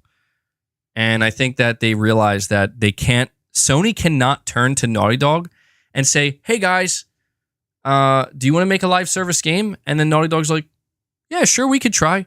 And then Sony can't just turn to them and be like, okay, make sure it's perfect, okay? Don't screw anything up. I mean, at that point, it's like, well, we have zero experience. This is going to be our first time. You see what I'm saying? So actually, the reality is the chances of Sony Studios screwing up a live service game, it's pretty high because this is not their area of expertise. This is not what they normally do. MBG, you fantasize too much. You think you know, but you know nothing. Well, I'm not saying that what I'm speaking right now is the truth. That's all just my opinion. But I do think there is some truth to it, right? Saying, MBG, we can't have another Destruction All-Stars. And that's the thing, like, Destruction All-Stars, apparently it's improved a lot, but that's just it right there, is they didn't get it right from the start. And it kind of killed the game, you know? I'm gonna be honest, I think the art style of the game killed the game automatically. Because I just feel like these days, it's like, of course that's your art style. Why wouldn't that be your art style for your live service game? Because everybody wants to be Fortnite. And I would argue that's one of the reasons GTA Online is a thing. If you think about it, these major service games, they actually have different art styles, right? You have Fortnite, which is probably the most accessible, but then you have Warzone. Warzone doesn't look like Fortnite. And then you have GTA. GTA doesn't look like either of those games.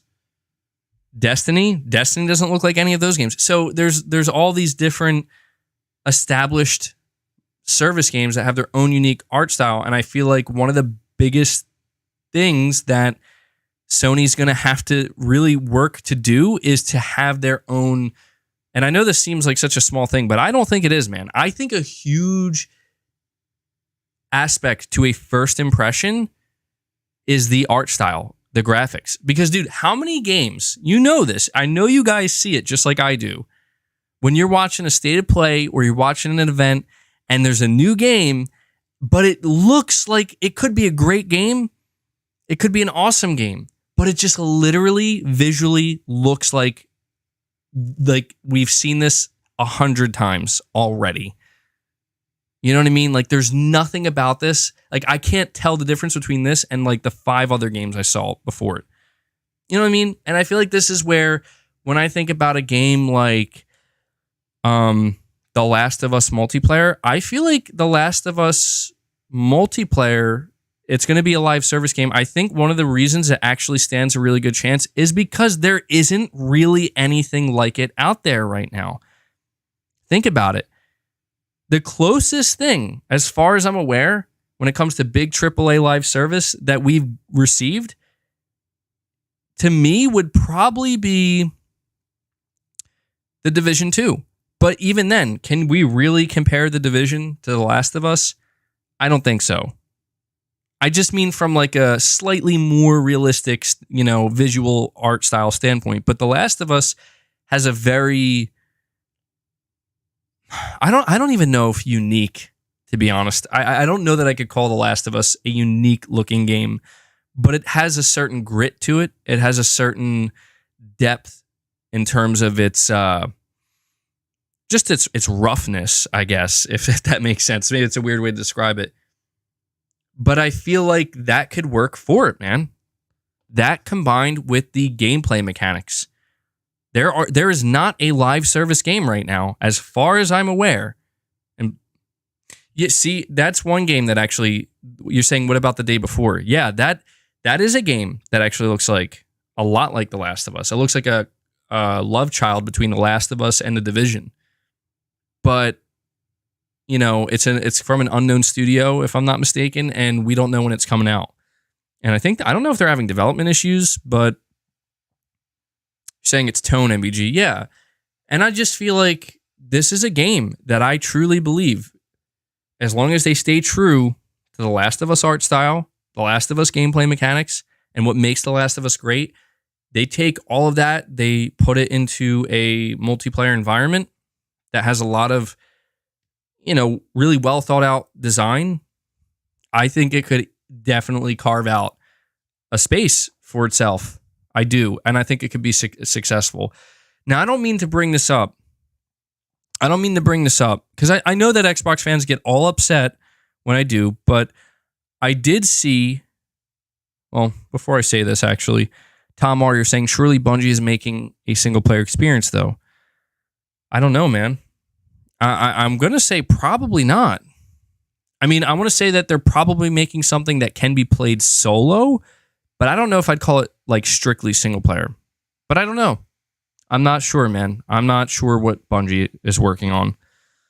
Titus Crow, you're saying, do we think Sony's model of monetization for live service games will be fair or egregious, like how the new Diablo game? Thoughts? Well, somebody will have to explain to me the monetization of the new Diablo game, because I'm not familiar with it. But I will say this, and this is going to be such an important conversation we have, not just now, but for the next 5 to 6 years. Throughout the remainder of this generation and beyond that, monetization is going to be key. This is why guys, look at the reaction that we just saw for Skate. Okay? You look at the reaction we just saw for Skate. EA, and I forget the name of the development team that's making it, but they come out and they say, it's going to be free to play. It's going to have microtransactions. It's a live service. I swear I was not upset at this announcement. I was actually more upset at how upset everybody else was, because I literally was like, did you guys not see that coming at all? And I was shocked. I was shocked by the amount of people who were seemingly blindsided. Now, to be fair, and this is very important. This is very important for me to emphasize, because a lot of people disagree with me when I say I think it actually could be okay. I think it could be okay. But a lot of the pushback I saw was people saying that when they think of Skate, they liked the single-player experience, and now they're afraid there is going to be no single-player experience. They liked playing solo. Now they're afraid they're not going to be able to play solo. And I will admit that, that is always, if you are a single-player gamer and a solo gamer, you're always going to be very nervous and maybe upset when you hear a game is free to play in live service, because that automatically makes the chances of this game being able to properly be played solo a lot lower. But the thing I want to focus on here is a lot of people are claiming that they had so much goodwill for the Skate game and things were going so well. People were so hyped. They were like, yes, Skate's coming back. This is amazing. And just like that, with a single video stream, with a single announcement, they just killed all the hype. And people are basically acting like the game just killed itself and like it's dead and it's DOA. And this makes me so nervous for Sony, because holy shit, like this is for a game. Like, I'm going to be honest with you guys. I know Skate had a single player component, Skate 1 through 3, and I know that Skate was a game that many people did play solo, but correct me if I'm wrong, because this is how I played Skate. Is Skate not a very social game?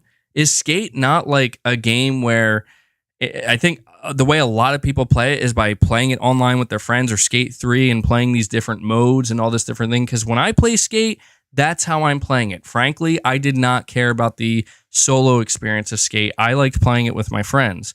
So when I saw the reaction to this, I'm just thinking to myself, holy shit, how are people going to react when they start to see that this is what Sony's going to announce, guys?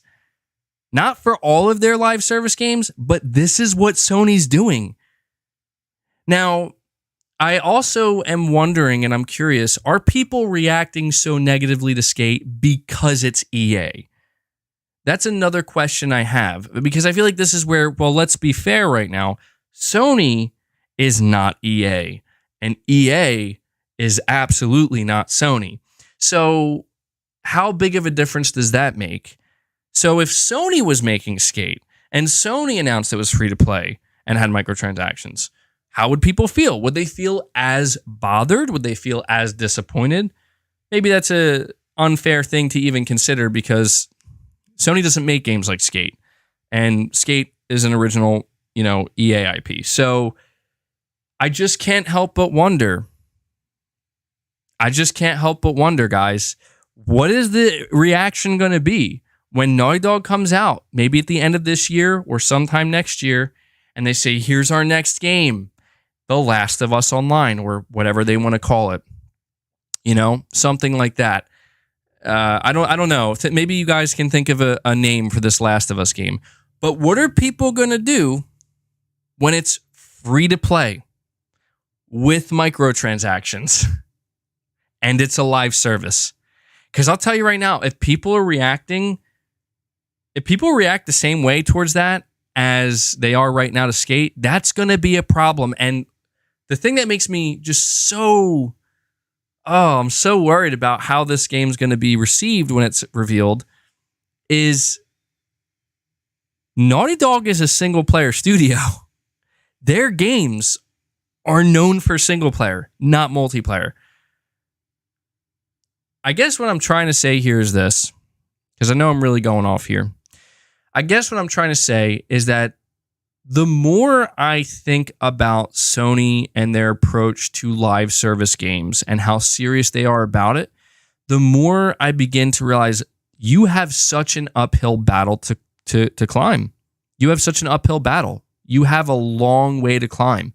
And the problem is not that they have to climb a long way. The problem is that it's a very difficult climb. So I just think it's going to be... I'm excited, but I'm nervous, I'm just not one of these gamers. I know I sound like a broken record, but I'm not. And I'm going to be honest. I'm not the type of gamer where if Sony says to me, hey, we're making a live service. I'm trying to think of another live service game they might be making, but I'll just stick with The Last of Us. We're making a live service Last of Us game. I don't know. I kind of get a little bit excited. I'm like, oh, okay. That's different and that's not expected, but I want to see what this looks like. I'm really curious. This could be amazing if it's done right. I don't agree with, or I don't want to say I don't agree, because it's not necessarily I agree or disagree. I'm not of the opinion, I'm not of the feeling that when I hear a game is live service, I'm like, oh, I'm done, I'm out, hands in the air. I say this as somebody who absolutely loves AAA single player games. You know what I mean? And then maybe that's just because it's my taste in gaming. I play both. I do. I play both multiplayer games. I have played live service games. I've enjoyed live service games. But I play single player games too. And I think maybe the fear has always been, well, what if live service games take over single player? What if they push them to the side? And that's a valid fear. Just look at Rockstar, for God's sake, man. I don't want to go on that tangent again, but it's a valid fear.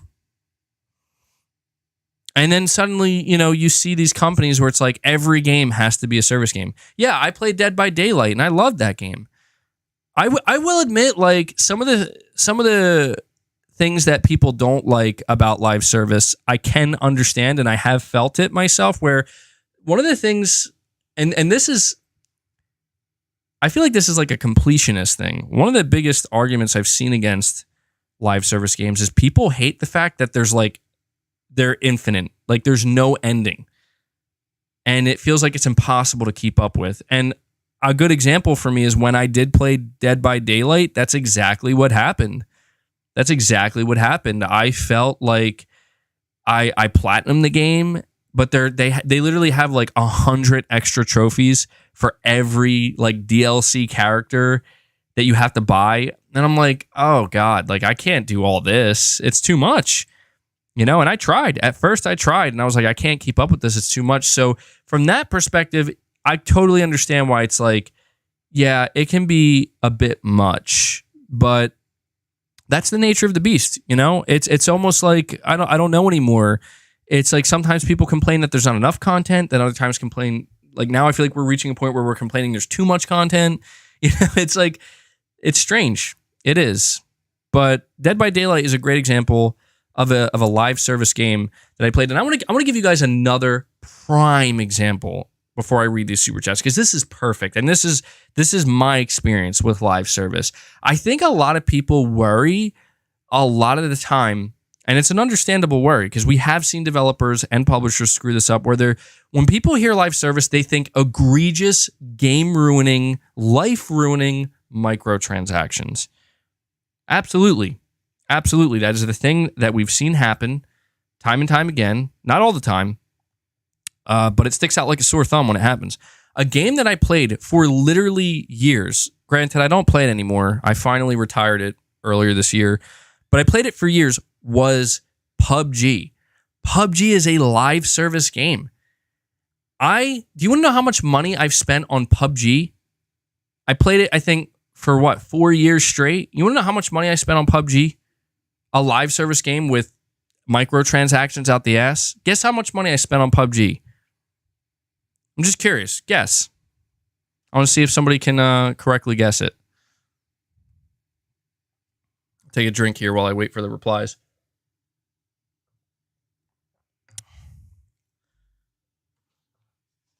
Not $0. Well, it depends on how you look at it. So PUBG, when it first came out, it's free to play now, but it was $30. But I won't count that because that was the price of entry. I paid $30 for the game when it came out, and that's it. That's it. Never spent another dime, and I have hundreds upon hundreds, probably well over 1,000 hours at this point in that game, and I enjoyed it, man. And they released new maps for free, which I would enjoy, new weapons. I mean, the only thing I had to deal with playing that game was looking at people in the most bizarre outfits, which I thought was stupid because I'm like, PUBG is a tactical shooter game, right? Like, I don't know why people want to make themselves easier to see. Like, I'm literally hiding in a bush or like laying on the grass in like brown, I hope nobody sees me. Meanwhile, I see some dude running across the field in like a purple dinosaur outfit. And I'm like, what? Like, why? And then they did have some cosmetics that looked pretty cool, but that's not like, I didn't care about that. And I just played the game to play it, And this is just where I feel like people, like, how come nobody got excited for just a moment when Skate was announced to be free to play? How come nobody was excited at the notion that you don't fucking have to pay to play this game? You could just download it day one and play it. Did anybody consider that? Like, did anybody consider that you won't have to spend a dime on this game? I understand why people are nervous that like they're going to try to milk you dry. And I feel like that's the EA effect. That's why people are nervous, because it's EA. But why didn't anybody just try to consider that? That maybe you might like that. Maybe you might like the fact that you are going to play a new Skate game. You could play it as much as you want. You're going to get a bunch of content for free. Hanzo, you're saying there's always a catch. Not true, actually. Not in 2022. This is where I feel like developers and publishers have learned that there doesn't always have to be a catch. They want to make money, but we've seemingly reached this middle ground where there's always going to be people who want to buy stuff. There are whales, but then there's just regular people who buy a little bit here and there. People who will buy the battle pass, people who will buy cosmetics, people who care about how they look, right? And I know that people are like, oh, well, I just miss the days where I could pay full price for a game and I could just unlock everything in the game. And I feel that. Like, I feel that. And I agree. Like, we don't want to see that disappear either. We need to have our traditional games where we buy them full price and everything can be unlocked just by playing them. We need that to remain a thing. But for some games, like Skate, I kind of feel like this approach makes sense. I know that maybe my opinion is unpopular, and I'm not saying that I'm defending EA, because I'm not. I feel like if Skate fails, it's going to be because EA completely destroys it. And there's a good chance they could. EA is good at doing that. But the developers seem pretty passionate about this game. And I was looking at the early alpha gameplay, and I'm like, it looks pretty good. Like, I'm still excited to play it.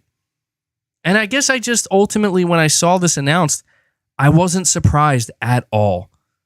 I feel like that's all I'm trying to say, is like, I was not even a little bit surprised that it's free to play, that it's a live service, that it's going to be fueled by microtransactions, you know? And I was just like, okay, well, now that that's out of the way, I'm looking forward to seeing the gameplay. And here's the thing, you know, I think people also need to understand that, or try to understand that this can be beneficial for development to a degree, because now the developers don't have to, and I know that this could be beneficial or detrimental. It's a double-edged sword. People will always assume the worst, but this could be good for development because it means that, you know, they're going to have a lot of people flooding the game at one time. And this could be good because it could breathe like new life into this genre. You know, you could get more, like, I feel like people are just overly negative, where it's like, what about people who are going to experience Skate for the first time? You know, like, I feel like that's a good thing. And that's why I'm like looking at The Last of Us Online. I'm like, you know, there are millions of people who probably have never played The Last of Us. They don't know what The Last of Us gameplay is like.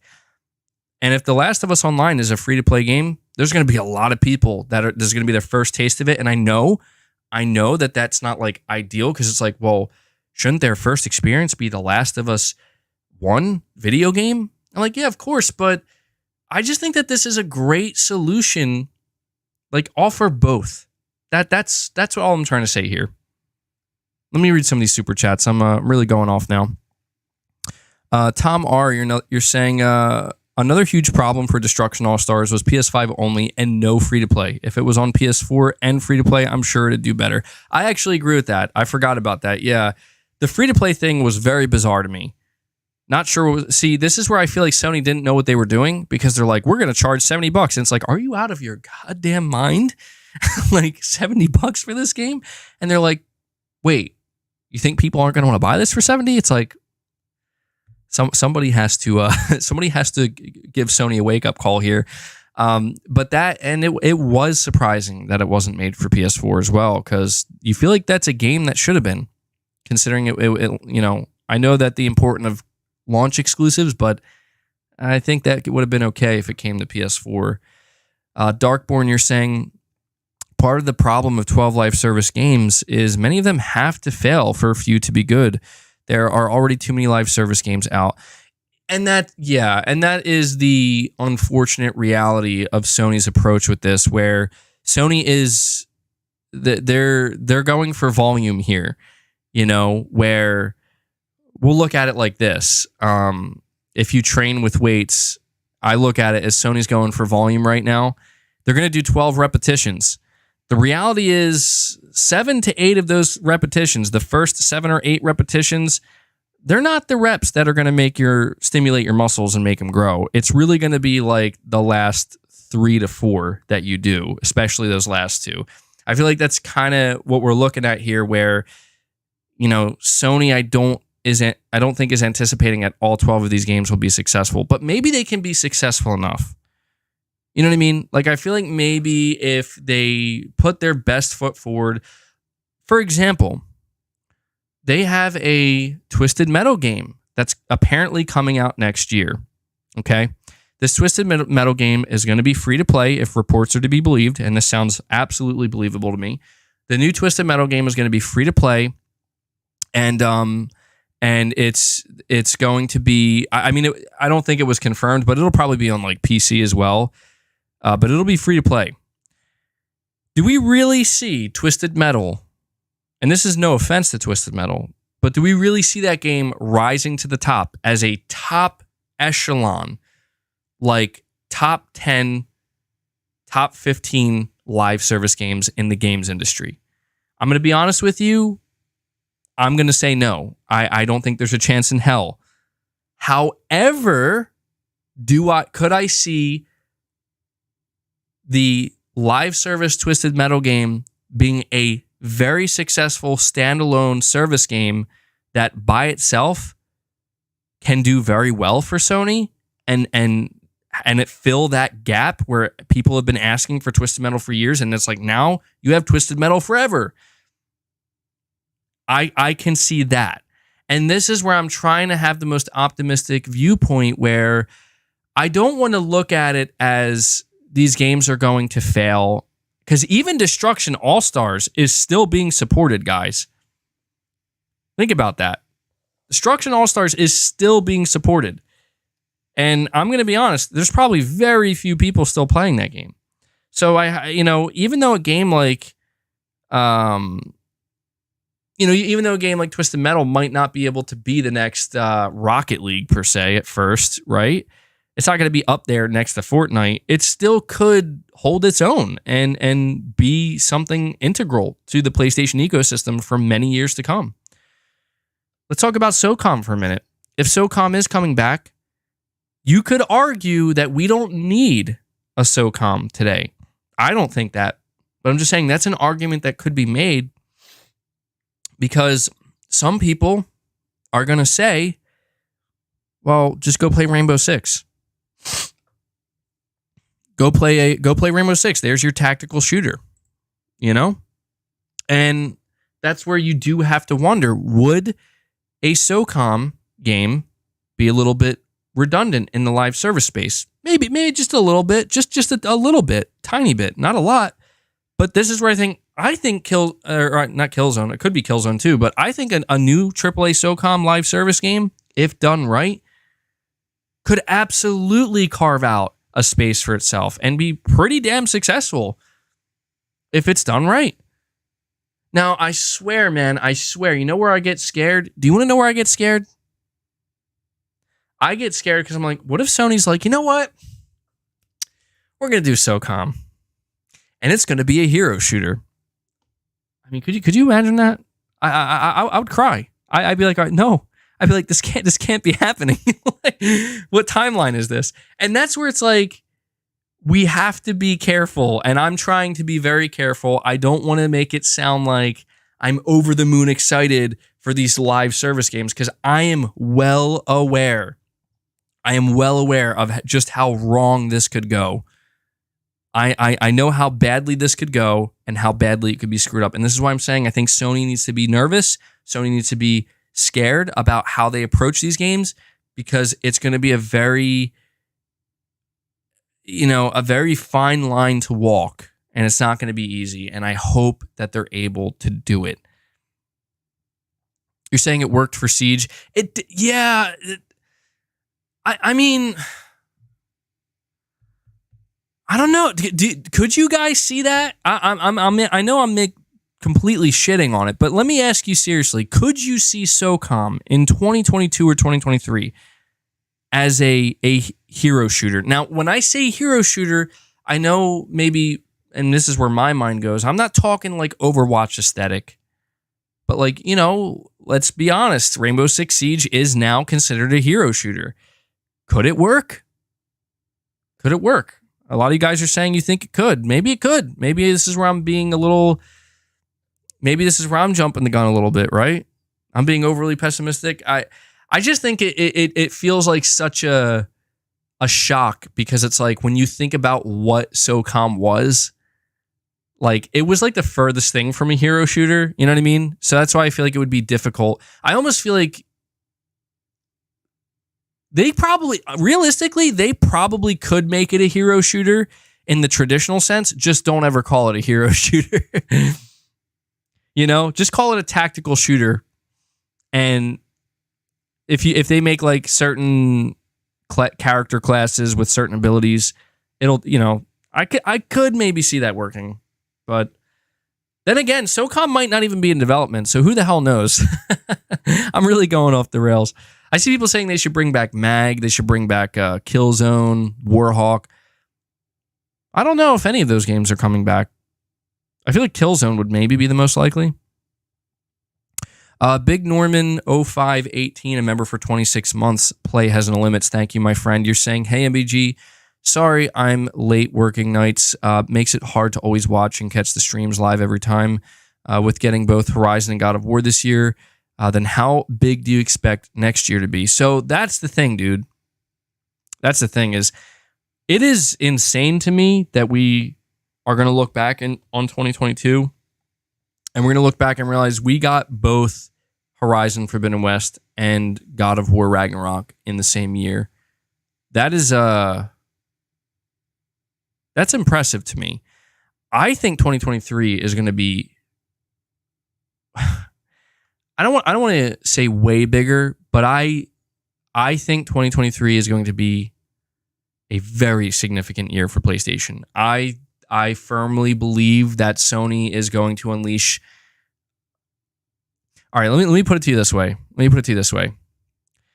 Right now, what we are seeing, what we have seen from Sony for the past 2 years is traditional Sony. What we have witnessed is we have a certain amount of games in development. We're charging full price for these games, and they'll be out like quarterly. That's what we've seen from Sony the past 2 years, and they've been doing a great job. I've been telling you guys, like, Sony's pipeline has been better than it ever has been, period, between their first-party studios and their partners. What we are going to see from 2023 and onward is something unprecedented from Sony. At least I think so. And what we are going to see is Sony kind of unleash a silo. Like, we are going to see them releasing games at, I think, a pace in which might shock people. I could be wrong about this, and I'm wrong about a lot of things, but here's why I say this.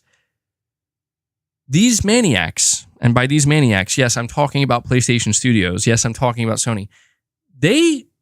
They're literally sitting on 2 video games right now, 2 live service video games right now that have not been announced, that will be out, as in you can play them by March. That's on top of knowing that they have Spider-Man 2 in development. That's on top of knowing that they have KOTOR Remake.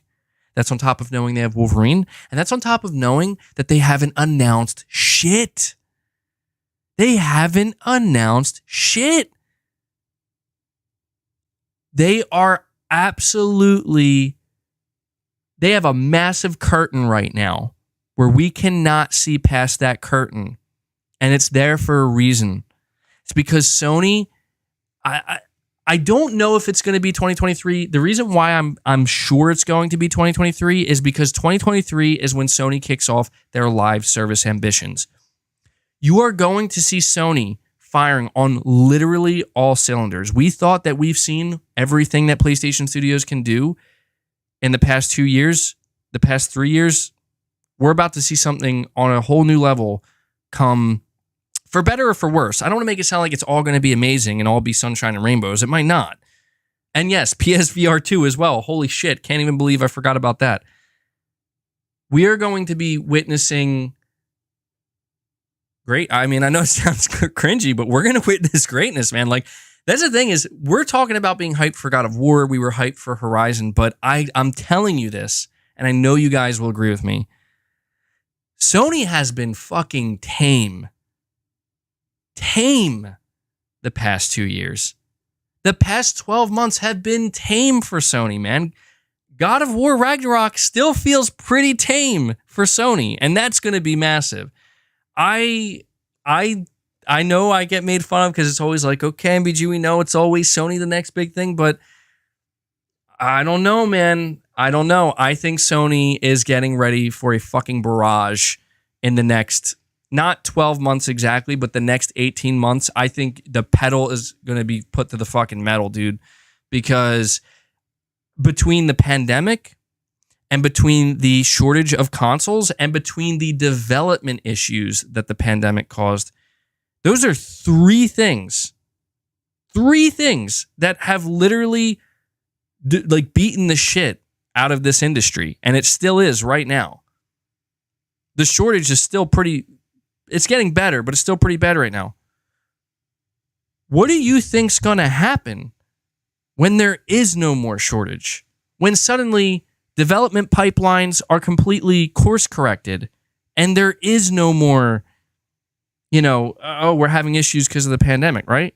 What do you think's going to happen? What do you think's going to happen when Sony is able to produce tens of millions of PS5s at a rapid rate and they want to sell those PS5s? What do you think's going to happen when 5 of these live service games are done and good to go and ready to launch? What do you think's going to happen when a lot of these big single player games that are being worked on behind the scenes, that I don't even want to say they're early in development. They're probably in the thick of it right now. They're not necessarily ready to go. But what do you think's going to happen, man? This is what I'm trying to say. This is tame shit we're dealing with right now. This month, July of 2022, this is as slow as it gets, man. This is as bad as it gets. This is possibly the lowest time I've seen not for PlayStation, but just in gaming. Everything's just, it's rumbling at the under the surface, like I said, man. And I don't mean to sound like such a hype man, but when you really look at the bigger picture, in my opinion, it becomes pretty clear just how Sony is look, man, we're just going to ride out the remainder of 2022. We got God of War. We got PSVR 2. We got time. Sony has time. And all I can say is this, and I'm going to continue with these super chats because I feel like I'm really sounding like I'm preaching here. I'll just say this. I know that a lot of you here right now, in fact, probably most of you listening to this, I can only assume you're PlayStation fans. You're listening to a PlayStation podcast. Many of you, if not all of you, have been around for a while when it comes to PlayStation. You've been following PlayStation for not 1 year, not 2 years. Maybe some of you are new, and it's okay if you're new. And that's why I'm actually saying this. But a lot of you have been around for a while. Now, I have been watching PlayStation for a long time. Okay? I've been watching PlayStation. I mean, PS1 was my first real console. I mean, I think I had an N64, but PS1 was the first console where I was like, yeah, I think I'm in the games, right? So I've been around from the beginning with PlayStation. I can tell you right now that when Sony is ready, when they decide, you know what? I think it's time to kick ass and take names. It's over, dude. It's fucking over. And that's just how it is, man. And that's not, I don't say that in an arrogant way. It's just, this is how they operate, man. When Sony wants quiet, when they want the hype to be at zero, that's how it's going to be. I'm going to be real right now, guys. There's nothing going on right now. There's nothing going on right now. The biggest thing that you're saying, and somehow MBG went to Xbox. Listen, man, I can't help it. The 360 sucked me in. You can't blame me. You know how Sony screwed up with the PS3 in the beginning. You can't blame me. The 360 was great. I think we can all agree the 360 was a great console, okay? I feel like almost every PS3 owner also had a 360. It was like the console to have at that time, So I got to give Microsoft credit. They really kicked ass at that time with the 360. But then we saw what happened. Sony didn't take that lightly, and they came back and made the biggest comeback ever. But I'm just saying, Sony has the PS Plus Extra and Premium, and they have games like Stray launching, and we have God of War coming, and I think you're gonna get a real good sense once again. As we get closer to God of War, believe me, Sony's gonna want you to know about God of War. They're gonna want the world to know about God of War. I'm trying to explain to people that I know that there are people who are anxious. I'm right there with you, but you have to trust the process. Sony knows what they're doing. When the time comes to press on the gas and go, with God of War, oh, they're going to go. And everybody's along for that ride. Ain't nobody going to miss that ride. So trust me, that's right around the corner. But here's the thing, guys. Here's the thing. God of War Ragnarok coming out the end of this year. Okay? Last of Us Part 1 coming out in September. 2022 set. Forspoken, January. I'm going to be honest, I'm not necessarily really counting Forspoken right now because it's coming out so early, and I almost still kind of consider it a 2022 game. Outside of Spider-Man 2 and Wolverine, and I don't even know if I want to count Wolverine because it's so early. Right? What do we know about? Like, I mean, really think about that. What does Sony have announced that's coming outside of Spider-Man and Wolverine? What do we know about?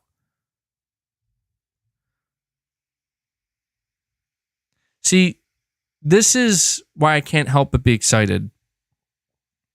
PlayStation Studios has grown substantially. There are going to be people that tell you, not many, but you can find them on the internet. There are going to be people that tell you, you want to know why we don't know about anything? Because Sony doesn't have anything. Sony doesn't have shit. They don't have games. That's why we don't know about them.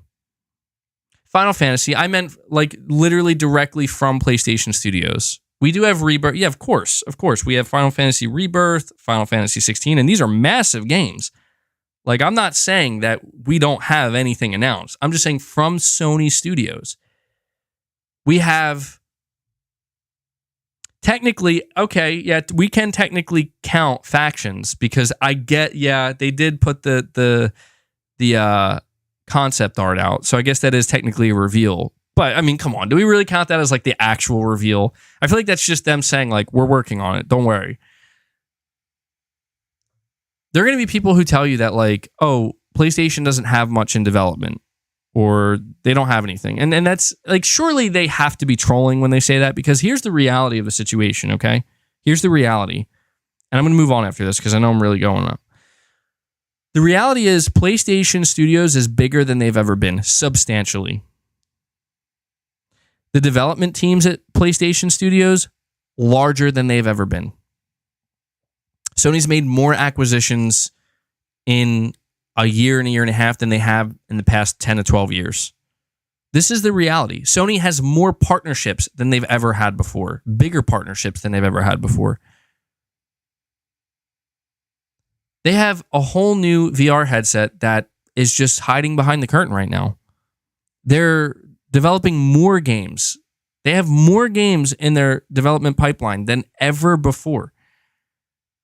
Now, I just can't help but hammer this home or drive this home because I know the wait is tough, and I understand that the most frustrated that I've seen PlayStation fans get, and I sympathize, believe me, I do, because I'm here with you, is they're like, man, I really wish Sony would just start talking. I wish Sony would start revealing more. It feels like but you have to see the bigger picture. Sony is purposely doing this. Do you think Sony wants to be silent right now? Do you think Sony wants to be quiet? Do you think that Sony wants things to be moving this slow? They do not.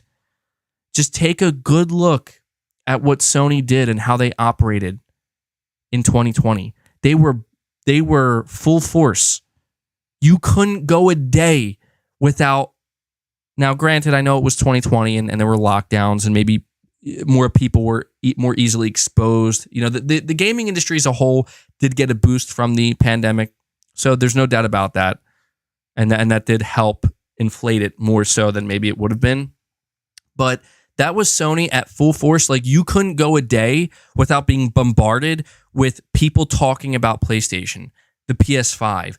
I remember when they showed the first box art for the PS5, people were losing their fucking minds over box art. Box art, people. And you know why? It wasn't just because it was new, but it was because Sony wanted it that way, and they made it that way. I know people like shit talk Sony's marketing, but I don't think people actually understand, like, they have some of the best marketers in the world. Like, they fucking know how to make this shit work when they want it to work.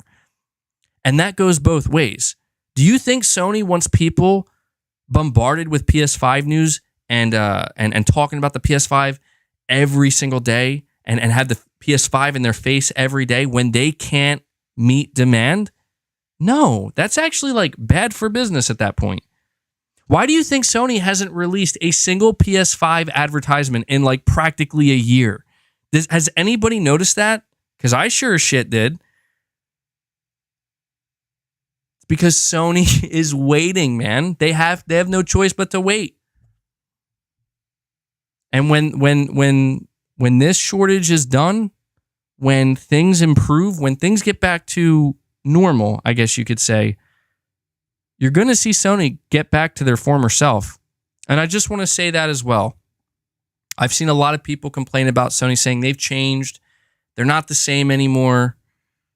They're not the way they were during the PS4 era. You guys have to understand, during the PS4 era, Sony never had a shortage. There was never a pandemic. They had nothing interrupted their game development pipeline. Same thing with Microsoft. Same thing with every gaming company. But the biggest thing is they didn't have a shortage. Sony was breaking records with the PS4 because they could meet that demand. And every month, Sony was pushing during the PS4 era. They were talking because they were building hype. And that didn't stop for the entire generation. Yeah, there were maybe a few lull periods here and there, but far and few in between. Pretty much since the PS5 launched, it's been pretty much one big lull period with, some bigger game drops here and there. But that's because Sony can't not release games. They can't be completely silent, right? Just look at the way they handled their showcase in 2021. You think that's the best Sony has to offer? You think that they weren't holding back? I'm just saying, man. Same can be said for Microsoft. I mean, the problems that Sony's been facing the past 2 years, Microsoft has been facing as well. But, I just think sometimes it's worth talking about this because I see it a lot. I see a lot of people getting impatient, and I understand. I talk about PlayStation practically every day, and I know that like when there's not a whole lot going on, it's like, well, what is there to talk about? And I'll admit, like sometimes there's really not much to talk about, but I can tell you, like there's rumbling, happening, and the next wave is going to be maybe the last. I don't know, like. I really am curious to see how people respond to The Last of Us Part 1 when it comes out, because I feel like the excitement for The Last of Us Part 1 is not as high, unfortunately, for obvious reasons. All right, let me I apologize for waiting so long on these super chats. Tom R, you're saying 100% agree on The Last of Us Online, though. Potential to be huge. Naughty Dog delayed it because they realized how much they could expand and take it to the next level. Exactly, and I'm really happy about that, because I feel like the last thing we would have wanted to see, at least in my opinion, is Naughty Dog kind of rush out some, like, I don't want to say half-assed, but like just kind of like, we didn't put our best effort in. We just kind of wanted to see if we could get it right. The concept. No, they're not doing that. They're what they're planning to put out is on par with them releasing a big AAA Naughty Dog game. And that's exciting.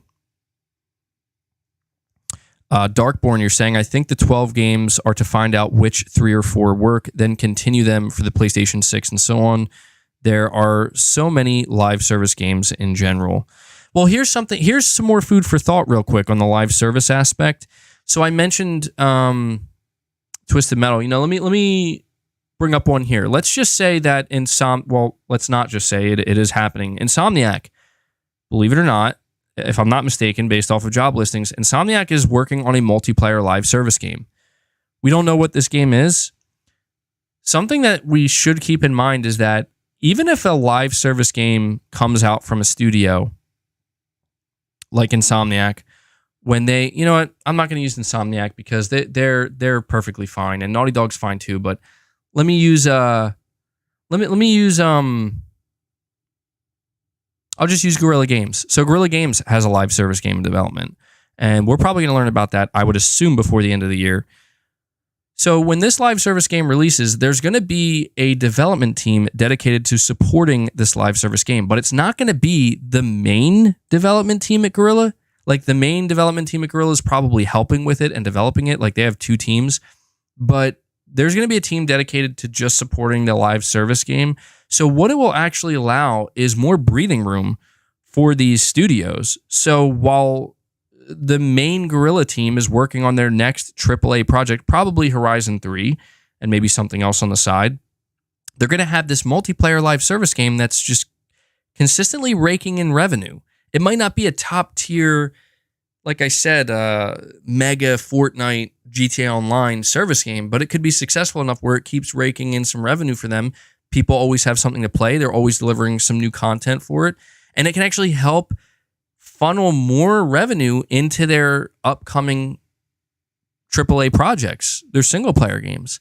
So that's an angle I think we want to keep in mind as well. Because I think you're right, like Sony wants to see which 3 or 4 really work, but I also think it's just a matter of like finding another revenue stream to help support their big budget AAA games, because they are becoming more expensive.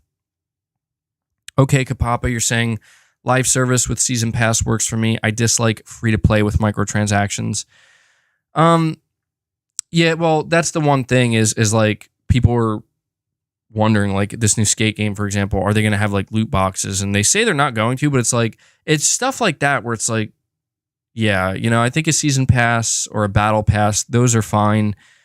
But my God, man, there was back in like 2017, 18, during that time with the loot box craze, that was the worst shit ever, man. And I'm glad that died. And I hope that never comes back. Timothy, you're saying developers. Right. I know. I understood that reference. Darkborn, you're saying lots of new IP will be shown soon. We keep hearing 25 games in production, and over half of which are new IP. We've mostly gotten sequels lately. Exactly, dude. Exactly. Like Sony has no choice right now but to play it safe, because if they announce stuff too soon and they get people overly excited too soon, but they can't sell you a PS5, that's not good. People will just end up getting pissed off, you know, and walking away. See somebody asking if I'm looking forward to the Wolverine game coming out. Absolutely, man. Absolutely, I am. Let me see here. Mark, you're saying waiting for my physical copy of Madison should arrive in a couple of days. If you still haven't, check out the launch trailer. Hope all is well. Well, thank you, man. Things are going well. Yeah, I keep forgetting about that game, dude. I have seen it, though, pop up on my feed a couple times. You know, when you play it, man, let me know how it is. Let me know how it is. I'm curious. And also physical for the win. Anthony Perez, you're saying, but even in 2020, Sony was mostly quiet. They had a lot of 2020 game releases, but didn't fully unveil the PS5 until September, 4 months before launch.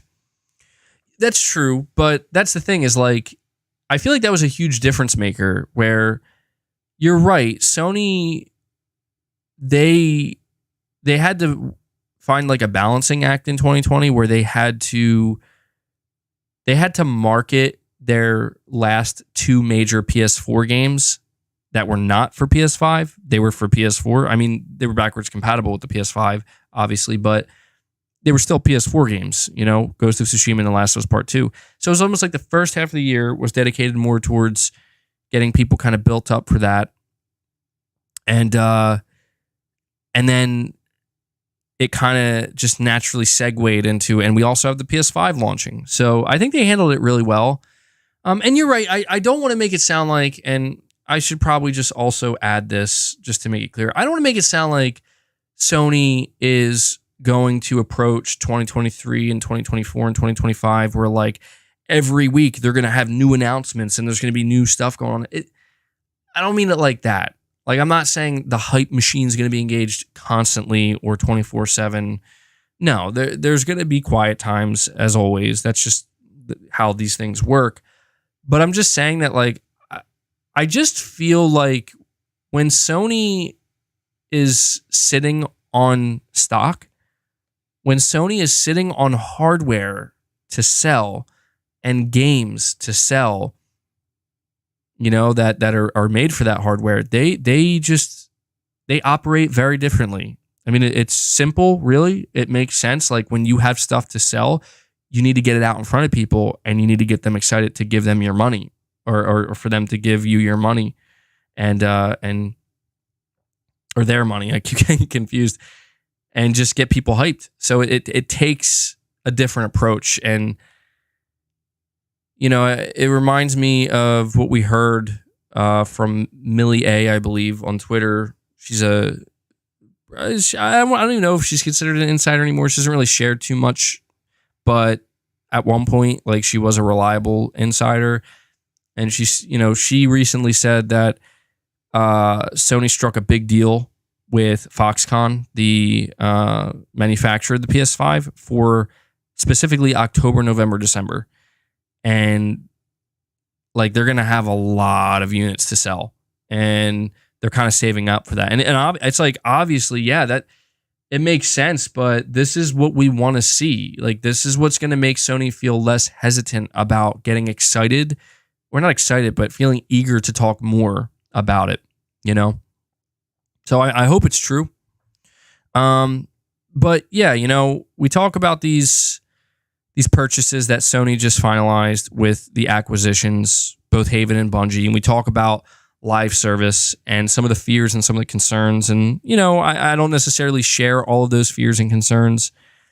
But yeah, I feel like at this point, it's just a matter of being, you know, continuing to remain patient. And I feel like the approach that people should try to have, if they're able to, I mean, again, if you're not excited for multiplayer games, it's going to be hard. But I feel like even if you're not the most thrilled about live service games or multiplayer games, just try to be a little open-minded and give each studio at least a chance to show what they can do. You know, just give them a chance to try to win you over. If not, no big deal. You know, we're still going to get our single-player games, no doubt about that. But I feel like if you go in with a bit of an open mind, we could have a better chance of really enjoying some of the stuff that Sony's going to have coming up. So, let me see here. Guys, by the way, once again, please hit that like button. Let's see if we can get up to 500 likes. That would really help the podcast out. Let me see what other topics we have here.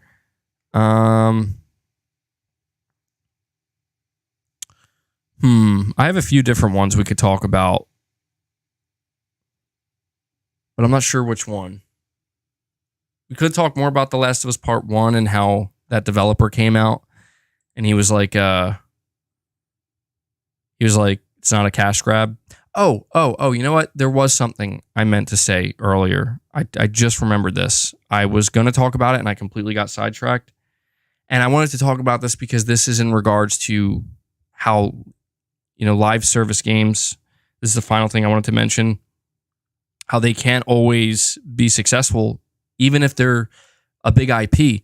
So I saw that, and I'm going to be relying on my chat here for this for a little bit, but I saw that apparently Halo Infinite is in bad shape when it comes to player count. Actually, let me see if I can bring something up here so I don't have to just...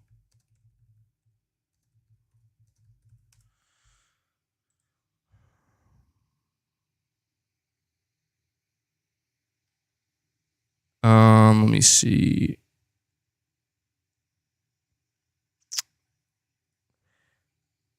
There's this interesting article here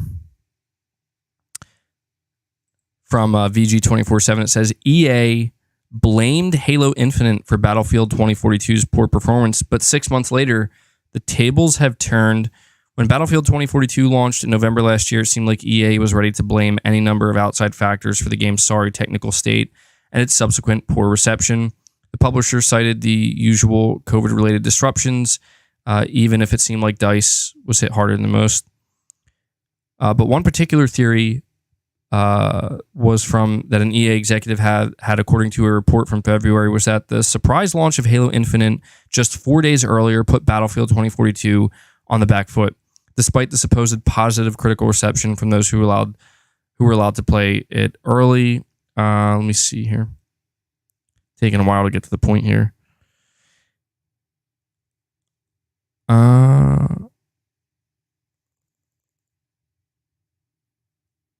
So it says, after peaking at over 105,000 concurrent players on Steam at launch, Battlefield 2042's player base quickly and steadily took a sharp nosedive to the point where it became the least active Battlefield on Steam, even outpaced by Battlefield 5, 1, and even 4. Battlefield 2042's first season arrived over 6 months after launch. But it says here, Halo Infinite, however, appears to have run into the opposite problem.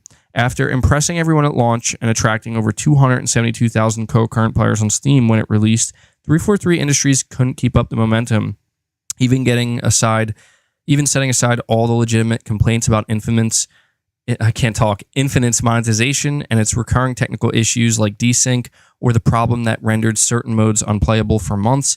The main grievances simply have to do with the game's lack of content, both at launch and in subsequent seasons. Looking at the two games today, there's clearly been a reversal of fortunes of sort.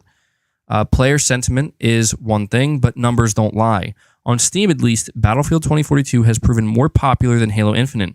Both games sit at around 6,000 concurrent players at peak hours, but DICE's shooter is at the edge of various times. It says, but DICE's shooter has the edge at various times off peak. At the time of writing, 4,086 people are playing Battlefield compared to Halo Infinite's 1,926.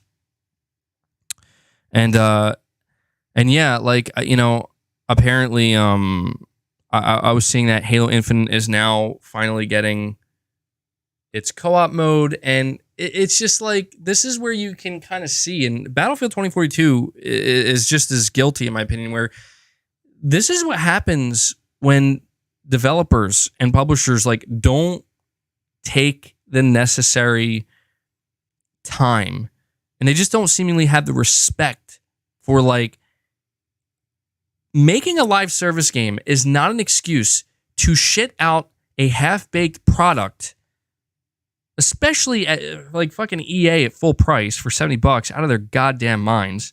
It's not an excuse to shit out a half-baked product, demand people buy microtransactions, and then just be fucking late with fixing the game, making it what it should have been at launch, and then also delivering content in a timely manner. Like, I'm fucking sorry. No, I'm not sorry. It's absolutely pathetic. Like, it's absolutely pathetic that Halo Infinite is just now getting co-op. Like, this is where I don't want Sony to do this shit. Like, Sony, I don't care that you want to do live service games, but fucking do it right. Don't look at EA. Don't look at Microsoft. I mean, maybe you can learn some things from Microsoft. Like, it seems Sea of Thieves is doing well, but even Sea of Thieves kind of got grilled at launch for not having enough content. It's turned the ship around, pun intended, right? But that's crazy, dude. That's crazy that Halo is a free-to-play game. This is Microsoft's flagship, and it can't even get past 6,000 players at peak time, and it's not even a fucking year old. As far as I'm concerned, that's a failure.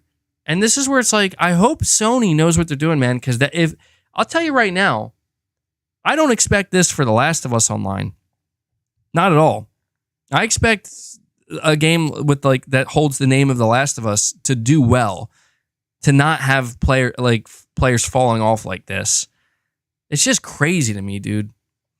Matt Fu, thank you so much for becoming a member. Saying, I see somebody saying it's on Steam, dude. Well, that's true. That's true. I mean, we don't know how many players on Xbox, but I just think that's crazy. I don't know why. I feel like that's just, I don't know, man. Halo, I guess Halo, it is what it is, man. But maybe, you know what? Here's the thing, though. Here's the thing. Maybe it's, and I know I'm being harsh on Halo Infinite. Maybe this is just how it is, though, for live service games. You know? Like, maybe it doesn't matter. Maybe it doesn't matter how big your game is. There truly can only just be a few behemoths, and that's it. But my voice just cracked horribly. Matt Fu, thank you for becoming a member, my friend. Welcome to Greatness Awaits. And Big Norman 0518, thank you for upgrading your membership to Play Has No Limits Plus. I really appreciate the support, guys. Blaine Z, you're saying, to be fair, Destiny 2 started off horrible. Yeah, I mean that I guess, like, look, I just don't want Sony to take the traditional approach, and I don't want the development teams to take the traditional approach with these service games. Like, I just don't like this notion where it's like, well, if it's a live service game, it's gonna have a bad launch. Like, can we just not have a bad launch? Can we just have a good launch? You know, can we just have a good game at launch? Is that, and that is an aspect to why I totally understand why people get turned off so quickly about live service games, because that is a problem. And it shouldn't be. It shouldn't be like that.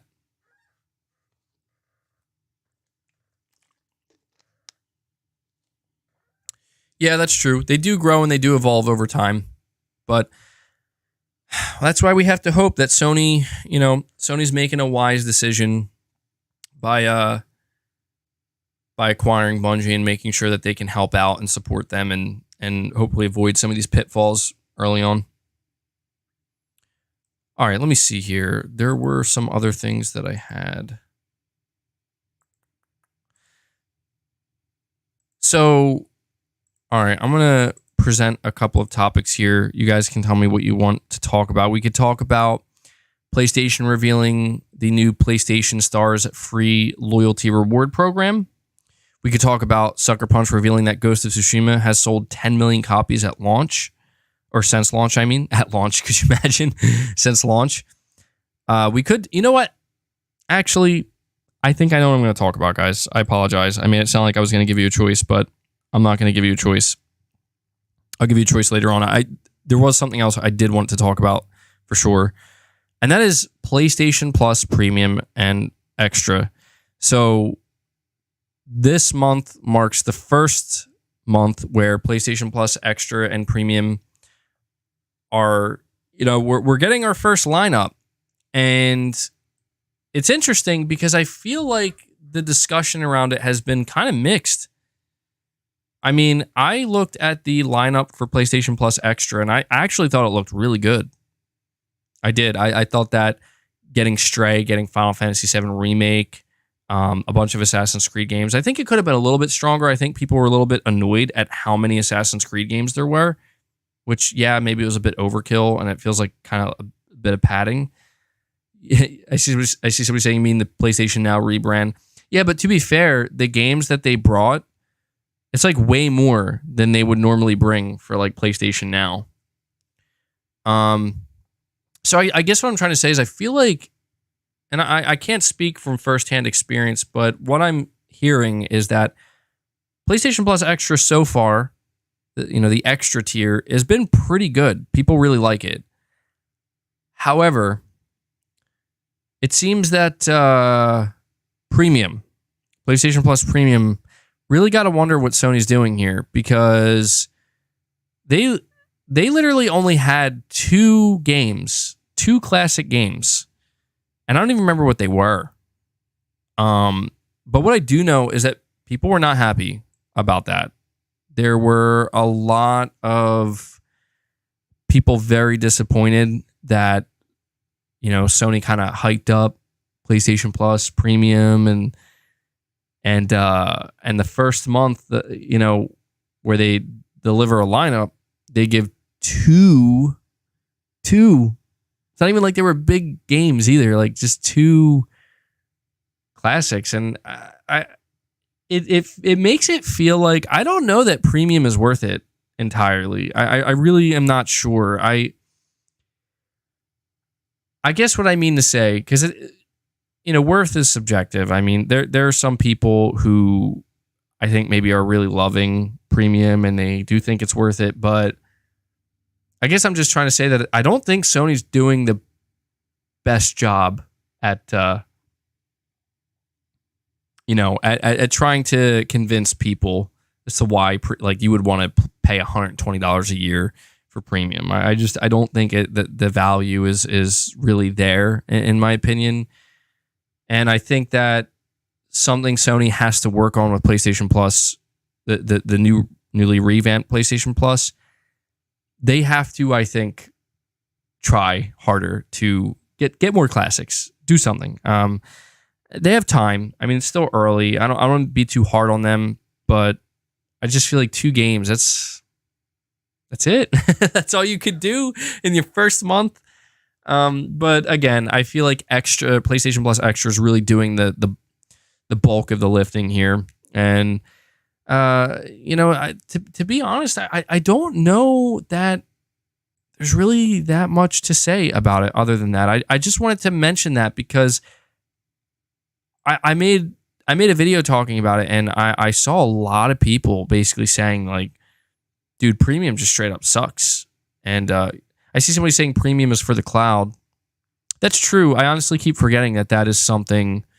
So if I were to access God of War 1 through 3, they would be the remastered PS3 versions, wouldn't they? I would have to stream them, wouldn't I? I just realized that. Am I wrong about that? I'm pretty sure I would have to stream them. And that would be I don't know how that would be. I guess I could try. I don't know. That's a huge turnoff for me.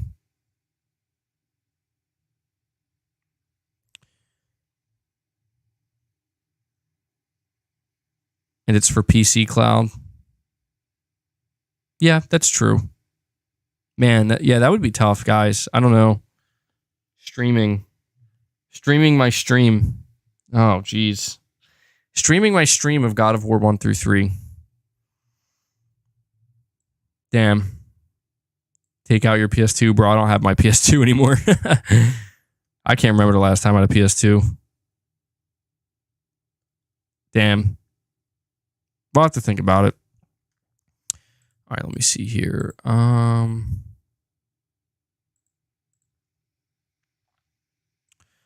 Okay, so oh yeah, that was so yeah, this we could talk about this. I feel like this is relevant enough to talk about. I mean, I feel like it's becoming a weekly topic, but to be fair, I mean, I'm going to be honest, I can't remember if I talked about this last week. Did we? I know we talked about The Last of Us Part 1, but did we talk about the developer that came out and defended it by saying it's not a cash grab? I feel like I should be able to remember this, but I don't know. Salvazardo6, you're saying, thank you for the 10, my friend. You're saying, hey, MBG, Horizon is reportedly set to be a trilogy. What would you like to see in the third game? Fleshed out RPG mechanics, romance options, multiple endings. To be honest, I'm not a fan of multiple endings. I don't like that. You're saying we did talk about it? So, okay. Should we talk about it again? I don't know. I don't want to be like overly redundant, but man, I'm rapidly running out of topics to discuss.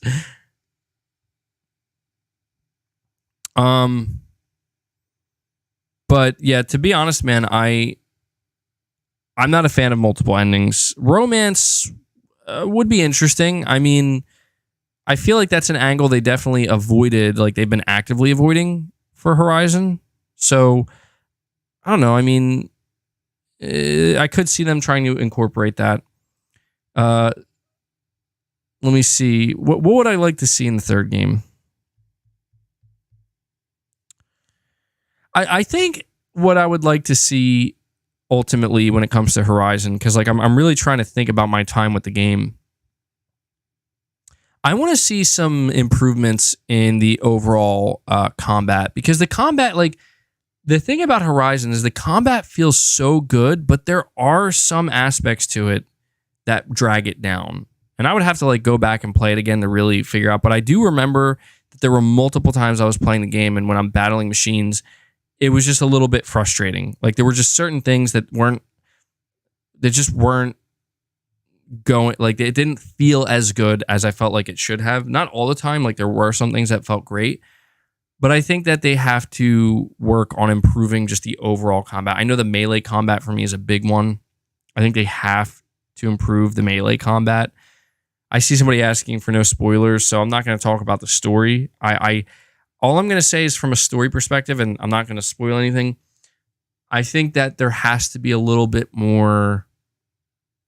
What's the word I'm looking for?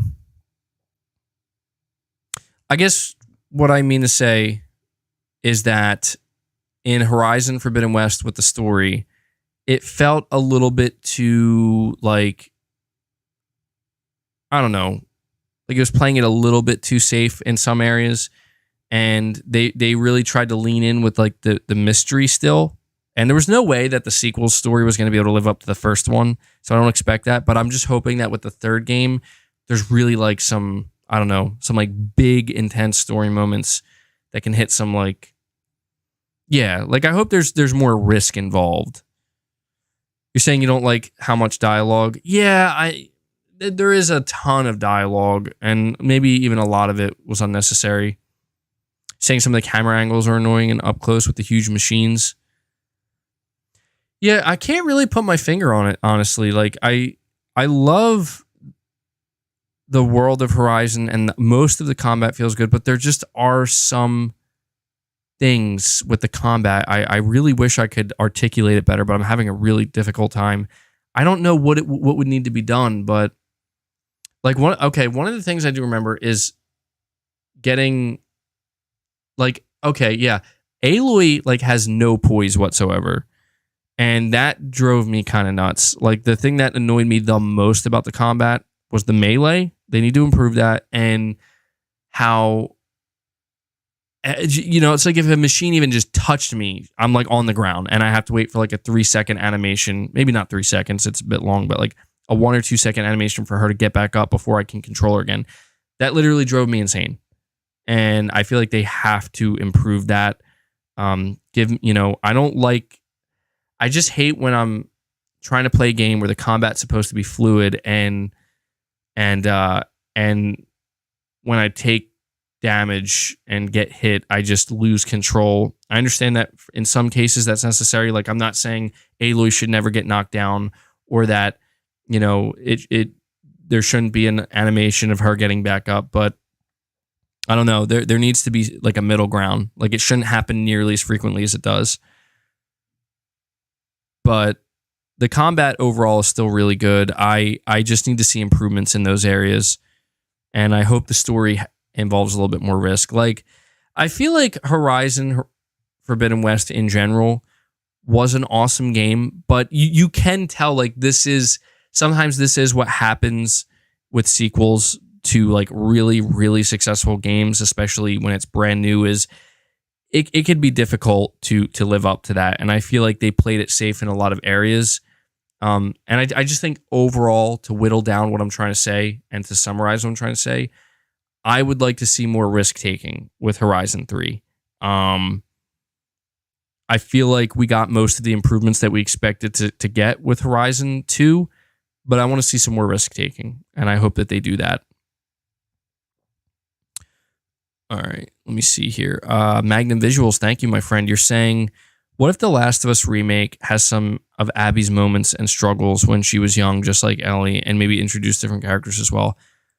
Oh my God, dude, I'm not trying to go down. Look, I was it you that did this too last week, Magnum Visuals? Trying to trigger me with The Last. Look, I'll be honest, there's a lot of people that don't like to hear me talk about The Last of Us 2. And a lot of people disagree with me. I'm not going to talk about The Last of Us 2. That's not why we're here.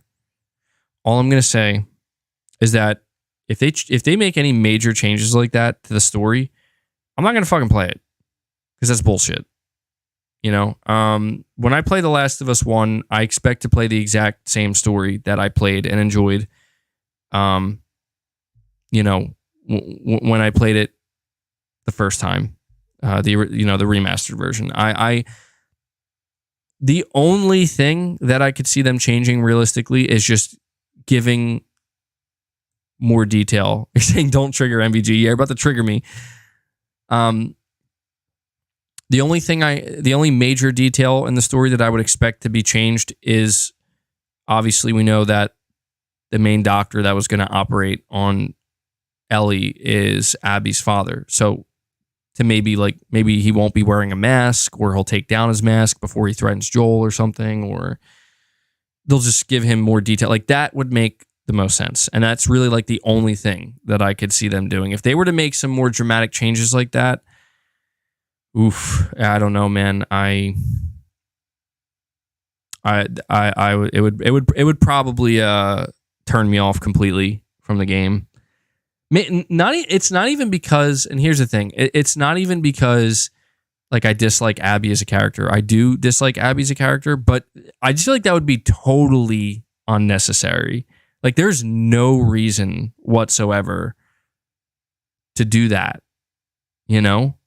The story and the biggest change to the game I would like to see, but I feel like it depends on how they do it. I want to see. So the one thing I will say about The Last of Us 2 from a gameplay perspective is it's way better. Like gameplay wise, The Last of Us 2 is way better than The Last of Us 1. It just feels so much better, so much more intense, and there's a lot more you can do. I would like to see that integrated into The Last of Us Part 1, but the only thing about that is I don't know how they would do that without like breaking the game or changing it too much, because I don't know, they would have to really make some significant changes. A lot of people are hoping that they did make these changes because, I mean, that's one of the things that you feel like they're going to need to, you know, that's one of the things you feel like they're probably going to have to do to help sell this game even more. Because I'll be honest, like I feel like it would be kind of strange to get a game like The Last of Us Part 1 and have those visuals be as amazing as they are, but it like the gameplay still kind of feels like 2014 Last of Us. Like it still feels really good. I think the gameplay ultimately of The Last of Us remastered holds up. But if you were to play The Last of Us 1 and then 2 back to back, you'd probably feel the difference. So,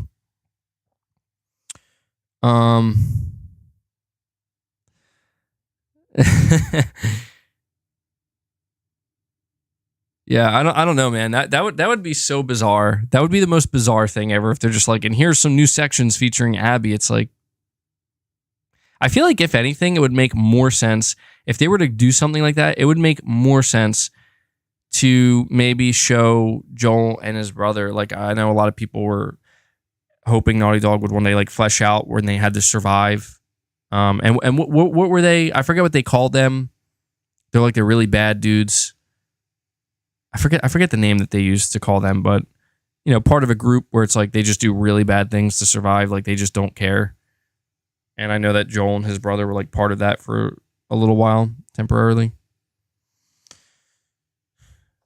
So it'd be cool if they did that. The real YouTube shadow, you're saying The Last of Us 2 is hated for all the wrong reasons. I mean, I can probably agree with that. The conversation surrounding that game has just become so stupid. It's like, I don't even care anymore. You know, I don't see why anybody would care. You can't have a decent conversation because you're right. Like people were complaining about the wrong shit. But it is what it is. I feel like anybody who had valid complaints, they just kind of got drowned out on both sides. On both sides, just got drowned out. Did you know?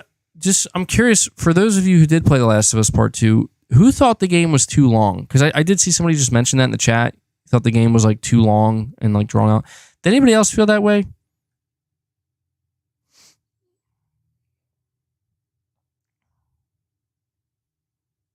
And Anthony Perez, you're saying need a fat Final Fantasy 7 Remake update. Big fan of the Final Fantasy 7 chats. Yeah, I'm going to move on to that right after this. I was just curious to see what the chat had to say.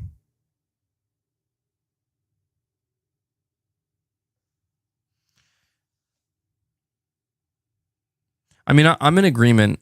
I thought The Last of Us Part 2 was too long.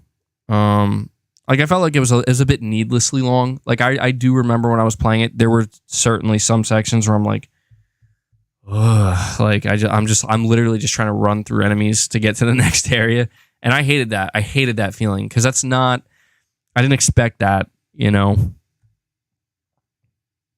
I do feel like some of the parts were there because that's where you do there's so much expectation on the game where they probably feel like, no, like we have to add more. But it definitely dragged a little bit.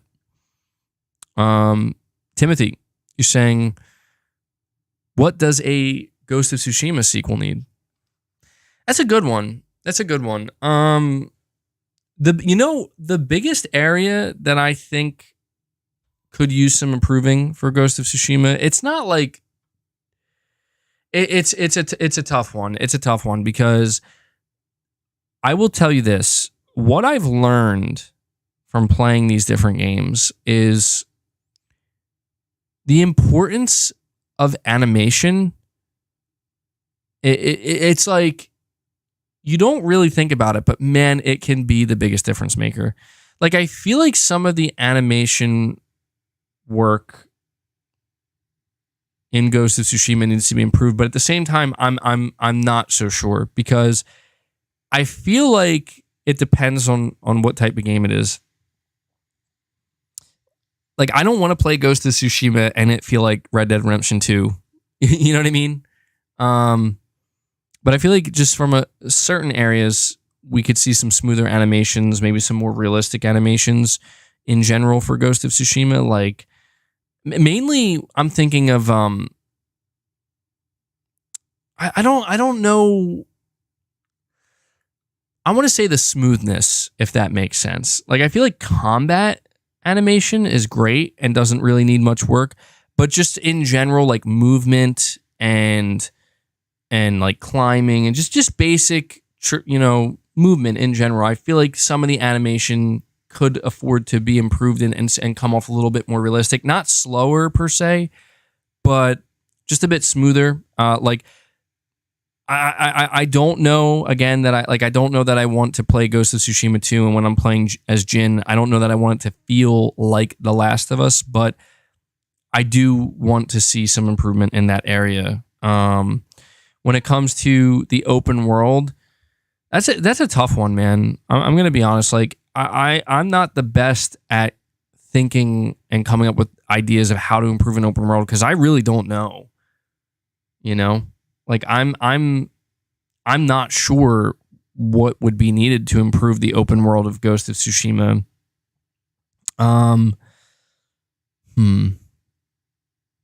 I also feel like I was going to say, different weapons, but I'm like, that doesn't make sense.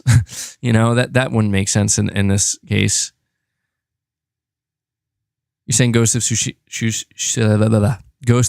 Tsushima 2 could have some like bigger spectacle style areas, bigger set pieces. I don't know. I feel like they did a pretty good job. I mean, they had a good variety of stuff. Like, I remember when I was playing Ghost of Tsushima, there were a lot of different areas where, you're getting to the Torii gates and you're Jin with a mace. Yeah. And you're doing a lot of kind of platforming in a way, a lot of climbing. Take away the fox shrines. I don't know. I like the fox shrines. I can't talk. This happens every time I talk too much and I start to be able to like not talk properly. I think that's the one thing. Yeah, I see people complaining about like the camps, the enemy encampments. I agree. They were a bit too samey. It would be cool if they could try to add some variety. I don't know like in which way they would do it, but the one thing I do remember when playing Ghost of Tsushima is you do kind of get into a routine. And I feel like that can be a good thing and a bad thing. Sometimes you can get into a good flow, but when things become like too routine and too repetitive, I feel like it kind of takes you out of the game because you kind of just become like, it just becomes, I don't know, a little bit unfun. It's a little bit boring. When I think of different variety for the encampments, I mean, you could just automatically say like different enemy types, right? Like, I feel like that would be the most basic, but I I do remember there were a few occasions where bears would just come along, like just grizzly bears, and that was kind of surprising. So there was a little bit of variety there. I like the fact that you could use the bears against the enemies. I don't know. I mean, that's what makes it tough is like this. Let's be honest, guys. This is why these developers get paid so much money. I'm not going to think too hard about how they should improve Ghost of Tsushima 2 because frankly, that's their job. You know what I mean? I feel like if I was being paid a lot of money, where it's my job every day to think of new and creative ideas, sure. But, I don't work at Sucker Punch and I don't know that I would even have very many good ideas. That's why I respect these developers so much with the stuff that they come up with sometimes because I'm like, how the hell did you even think of that? But what I can say is I do expect some major improvements to Ghost of Tsushima 2. You know what I'm really excited about? I want to see from a visual aspect. Hear me out, nunchucks. Oh my God, that would be sick. I feel like it would be totally out of place, but damn, that would be awesome. Nunchucks. Nunchucks and Ghost of Tsushima. That'd be so great. I can't wait to see what it looks like on PS5. I did see somebody ask if it's going to be cross-gen. I'm going to say no, it's not going to be cross-gen. It's absolutely going to be a PS5 only title.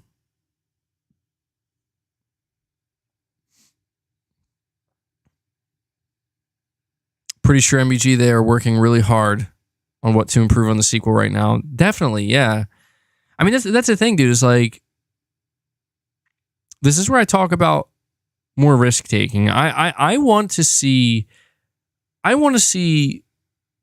Sony's devs, and I understand why maybe they're not going to, but I want to see them take more risks. I do, for better or for worse. I want to see them just maybe try to do some things that maybe it won't work, but just do something crazy. Whatever, I don't know.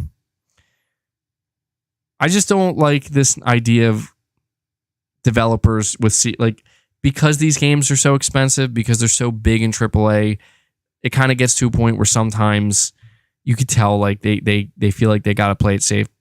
I don't think they have to play it safe all the time. I want to see it. I'll take that back. I don't want to see them go completely crazy, but I want to see like a good middle ground. Like I'm hoping that they're going to be willing and open to take more risks with the Ghost of Tsushima 2, considering how successful the first game was. It's an established IP now, You know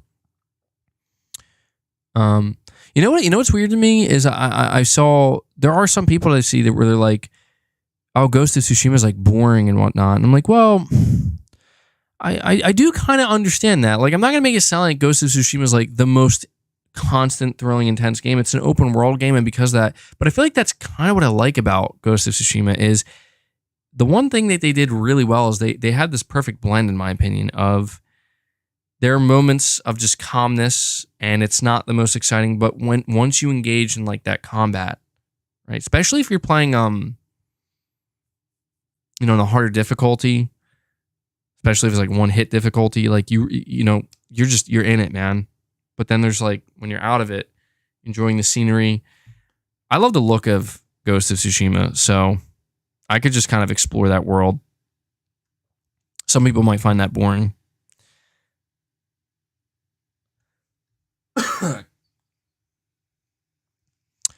Cape Crusader, you're saying, can't wait for Final Fantasy VII Integrate for PS Plus Extra. Well, that's awesome, man. I'm glad to hear that. Yeah, that's what I was saying. I feel like that's a really good get for PS Plus Extra. Like more so than I think some people are giving it credit for. Oh, sorry. Some allergies going on here. Danny, thank you for the 10, my friend. You're saying, what other Marvel character would you like Insomniac to take on after Wolverine/Spider-Man? Would you like a shared universe of sorts? And thanks for all you do, homie. You know what I want to see? I want a Wanda game. I want a Scarlet Witch game. Bring that. I don't care who makes it. Let me get that game. I'm only half kidding. I don't know. I just got done watching WandaVision, so that's probably why I'm saying that. A Vision game. I want to see a Scarlet Witch game with a Vision in there too. If I had a choice, which Marvel character? I mean, man, there's so many. I would say Punisher, but the thing about Punisher is I feel like since we're getting a Wolverine game, I mean, they are kind of similar to a degree where it's like they're both super intense and are killing a lot of people violently. A Magneto game. I'm trying to think. Who would be interesting, man? You got Spider-Man. You got Wolverine. Somebody says a Black Panther game. Oh, that'd be pretty cool. Yeah. Doctor Strange. Yeah, Doctor Strange would be interesting. Let's get a game with Doctor Strange and Scarlet Witch. I mean, I feel like there's just so many. What about a Hulk game? I don't know if the Hulk game would work. The Punisher by Naughty Dog. Yeah, they would nail a Punisher game. Well, here's the thing. I have no doubt that we are going to get more Marvel games from Insomniac. A Cable game. Squirrel Girl game.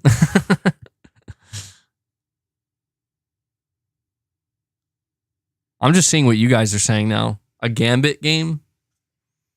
Deadpool. Blade. Oh my God, Blade would be awesome. The problem with Blade though is I feel like it wouldn't work because of Ghost of Tsushima. You know what I mean? Like I feel like we already have that perfect sword fighting game. And I know Blade does more than just, you know, the sword, but still that's kind of his thing. Iron Man. Man, an open world Iron Man game that takes advantage of the PS5's SSD and IO throughput exclusively. Oh, man. That would be sick. Bring in Robert Downey Jr., use his likeness, right? Get him to voice it. Could you imagine that? Robert Downey Jr.'s back. He's back as Iron Man for the PS5 exclusive. That would be awesome. That would be awesome.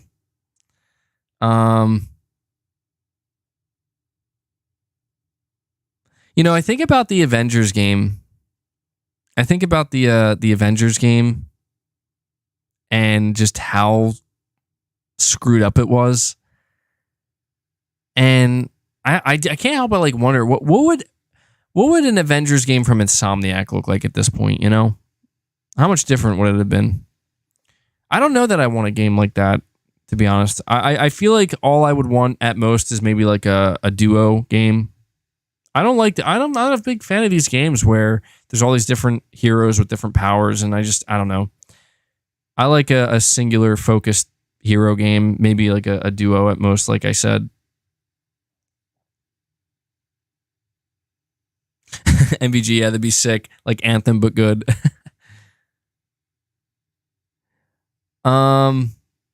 Timothy, you're saying you need some ancient Tokyo. Yeah. Hell yeah. A Thor game. Didn't they make a Thor and Captain America game, and weren't they both terrible? Then I could have swore during the 360 era they made these games and they were just not good. Paul, remember for 5 months, greatness awaits. You're saying Captain Marvel. I mean, that would present some interesting scenarios for sure. Yeah, I mean, I could see it. Captain Marvel's not my favorite character, but I could see it. Magnum Visuals, you're saying they can definitely make an Ant-Man game. Oh, yeah, dude, I didn't even think of Ant-Man. And leverage the SSD to load. Oh, dude, that's a really good idea. To load between Micro World and Huge World on the fly while things are going on. That's a really good idea. Yeah, I just watched the Ant-Man movies, and that would be a great... There you go. That would be great. Saying actually the Captain America game was underrated. Was it? All I know is like, dude, I cannot fucking wait until we see the first gameplay of Wolverine. Oh my God, dude. I'm going to lose my shit.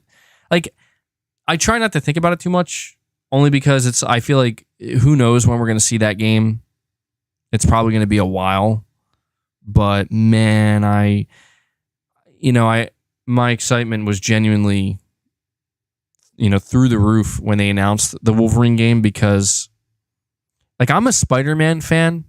I'm going to be honest. I haven't always loved Spider-Man, but I've always been like a Spider-Man fan in the sense that I've seen the movies. I know the character. I have no problem with him.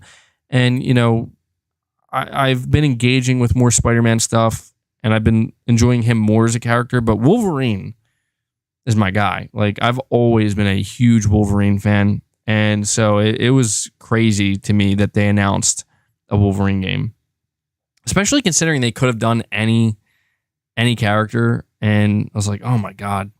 Especially Insomniac doing a Wolverine game, match made in heaven, in my opinion. But yeah, to be honest, there's a lot of there's a lot of different Marvel characters they could leverage. I thought it was interesting that Neil Druckmann said he wanted to make a Punisher game if he could choose. That was like, I think, number one on his list. And I would love to see a Naughty Dog Punisher game. That would be crazy. I mean, I feel like at that point it would be a little bit disappointing because people are going to be like, damn, Sony's just becoming Marvel. And it would be kind of a bad look from, you know what I mean? Where it's like, maybe Naughty Dog's better fit doing something new and original, but I can't lie. I would love to see a Punisher game from Naughty Dog. That'd be incredible. I mean, if you think about it, a lot of the gameplay mechanics from The Last of Us could carry over to a Punisher game. Absolutely. But yeah, Magnum Visuals, that's an interesting one, man. An Ant-Man game. I just don't know that Ant-Man has the, I don't know. Like, I don't know. I feel like in the movies, like they're, got Paul Rudd. Movies are pretty popular, but I don't know that an Ant-Man game would really, like, I guess what I'm trying to say, and this is no offense to Ant-Man because I think is a cool character, but I don't know how you top a Wolverine announcement. Like, I feel like the only way you top or match a Wolverine game announcement or a Spider-Man game announcement is you need another major character. Like, it would have to be like an Iron Man game or something, or saying Doctor Strange by Remedy. Oh yeah, that'd be a good one. That'd be a good one. MBG, what do you think about the next project from Cory Barlog? Yeah, dude, I can't wait. I can't wait to see what else he's working on. That to me is really interesting about Sony Santa Monica, is they have a new IP in development, and that's going to be fun to see. What can they do outside of God of War? That's going to be fascinating. Saying you want to play as Venom in Spider-Man 2? Andrew, you're saying, what kind of VR games are you looking forward to? I mean, I am interested in a shooter, believe it or not. I know that there's this game, I forget the name of it, but it's like it's like the only like premium or popular shooter on PSVR. Maybe somebody knows the name of it, but I think they're making a sequel, and I think it's going to be for PSVR 2. So I want to see like a shooter's like. I'm interested in Horizon Call of the Mountain, but I don't know, man. Like, that's the thing, is I have no experience with VR. It's really hard for me to determine. You know what would be sick as a VR game? Oh my god, a Wolverine VR experience, like attached to the main game. Oh, come on, that'd be awesome. That would be. I feel like that would be perfect. That's something I would like to see. Yeah, I think the game's like Firewall, 0 Hour, something like that. Yeah, but I don't know. That's the thing, dude. It's hard for me to imagine what I want in VR because I've never played VR. I'm just hoping that when I play it for the first time, it's as mind blowing as people make it sound. I believe it will be, and I don't know. I'm kind of open to anything, I'm open to trying different things and seeing what works and what doesn't. This man is simping over Wolverine. Who do I want voicing Wolverine? That's a tough one, man. I don't know. I saw that people were trying to get like David Hayter for Wolverine. I feel like it would be really tough with like I love David Hayter, but man, it would be tough hearing him voice Wolverine because all I would hear the whole time is that Snake. You know, I would just be thinking that's Snake. That ain't Wolverine. That's Snake. Snake is now Wolverine.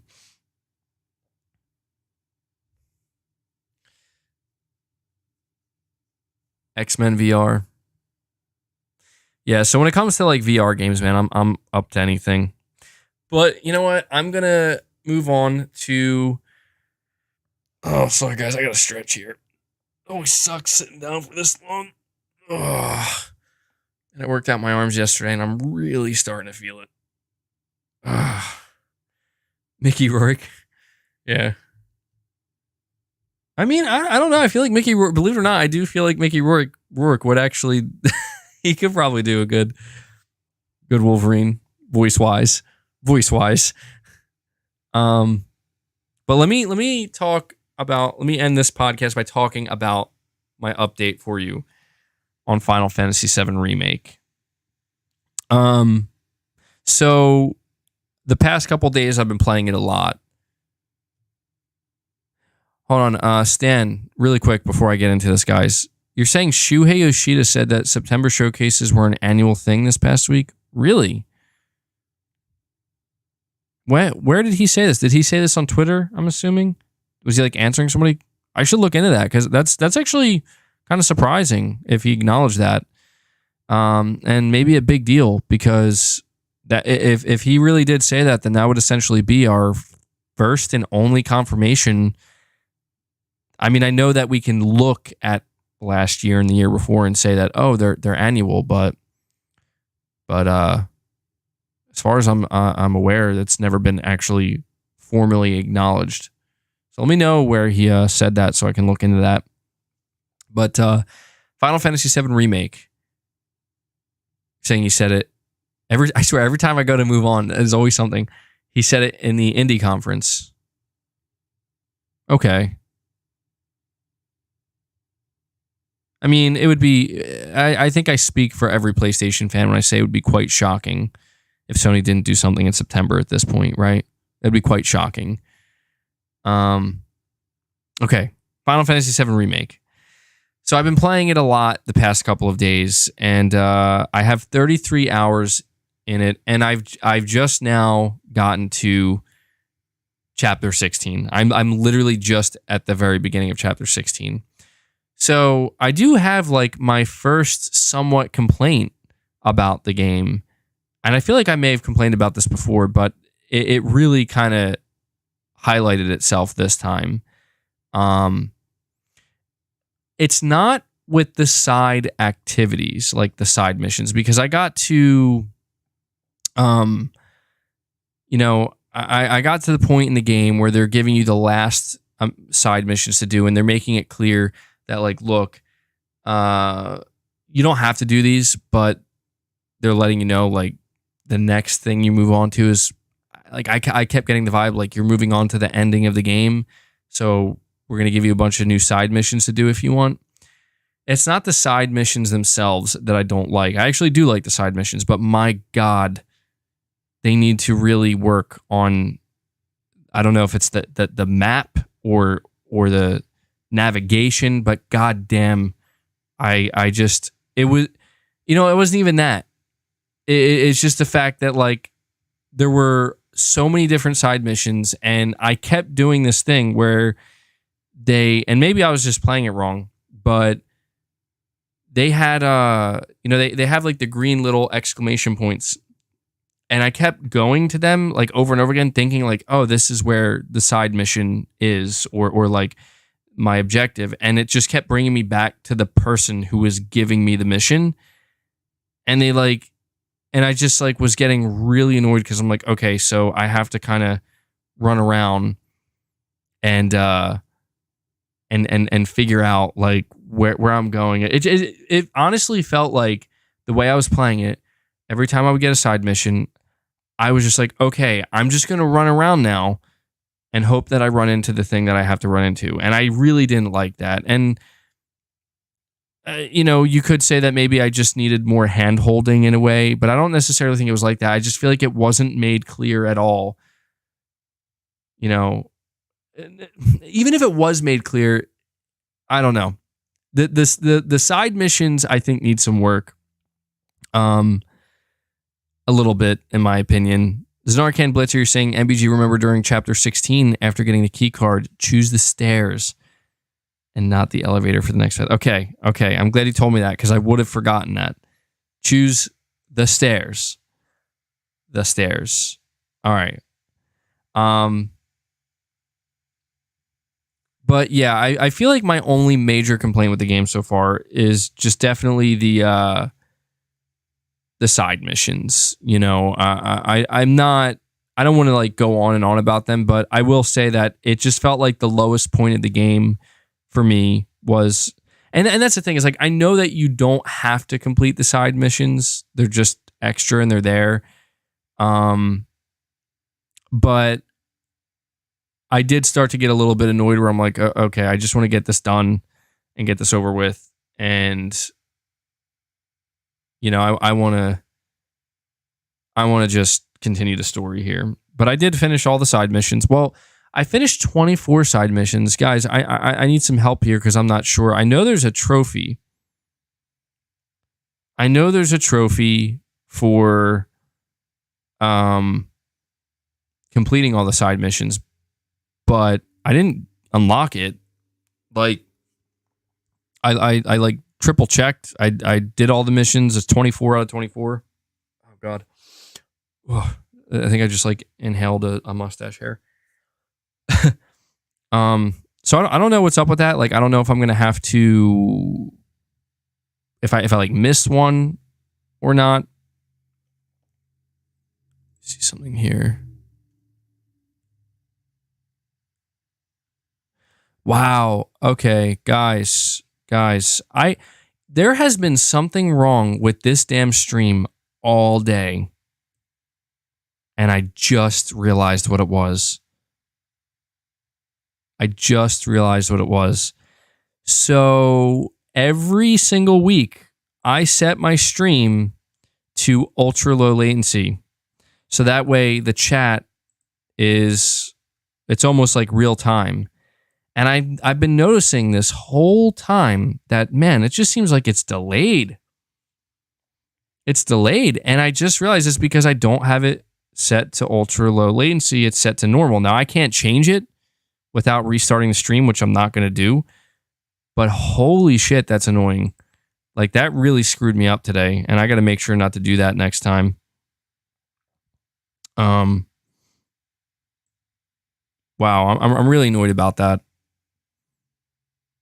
Because every time I would like try to interact with the chat, I'm noticing like I have to sit here for a good like minute or something or close to it before people are responding to me. Like, for example, I'm just now probably going to see people acknowledging what I just said like a minute ago. And that's not fun, man. I got to make sure not to do that next time.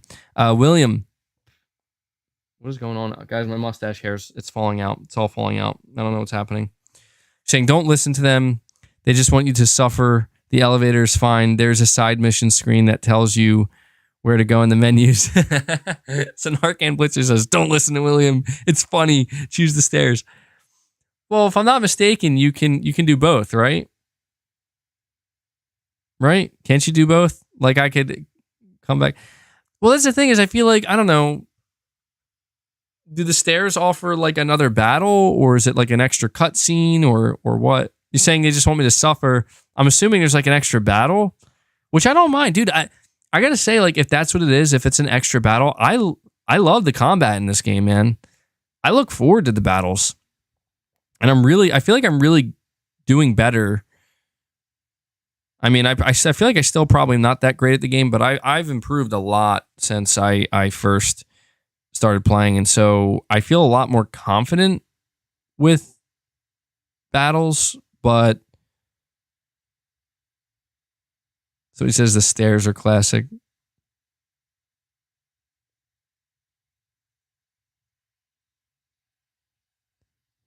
Have I seen the black cat with the red cape and a crown during the fall scene. Yeah, I saw, dude. I saw that and I totally forgot to mention it. Like, what the fuck was that? I was literally like, what? I was like, what did I just see? Did I just see that right?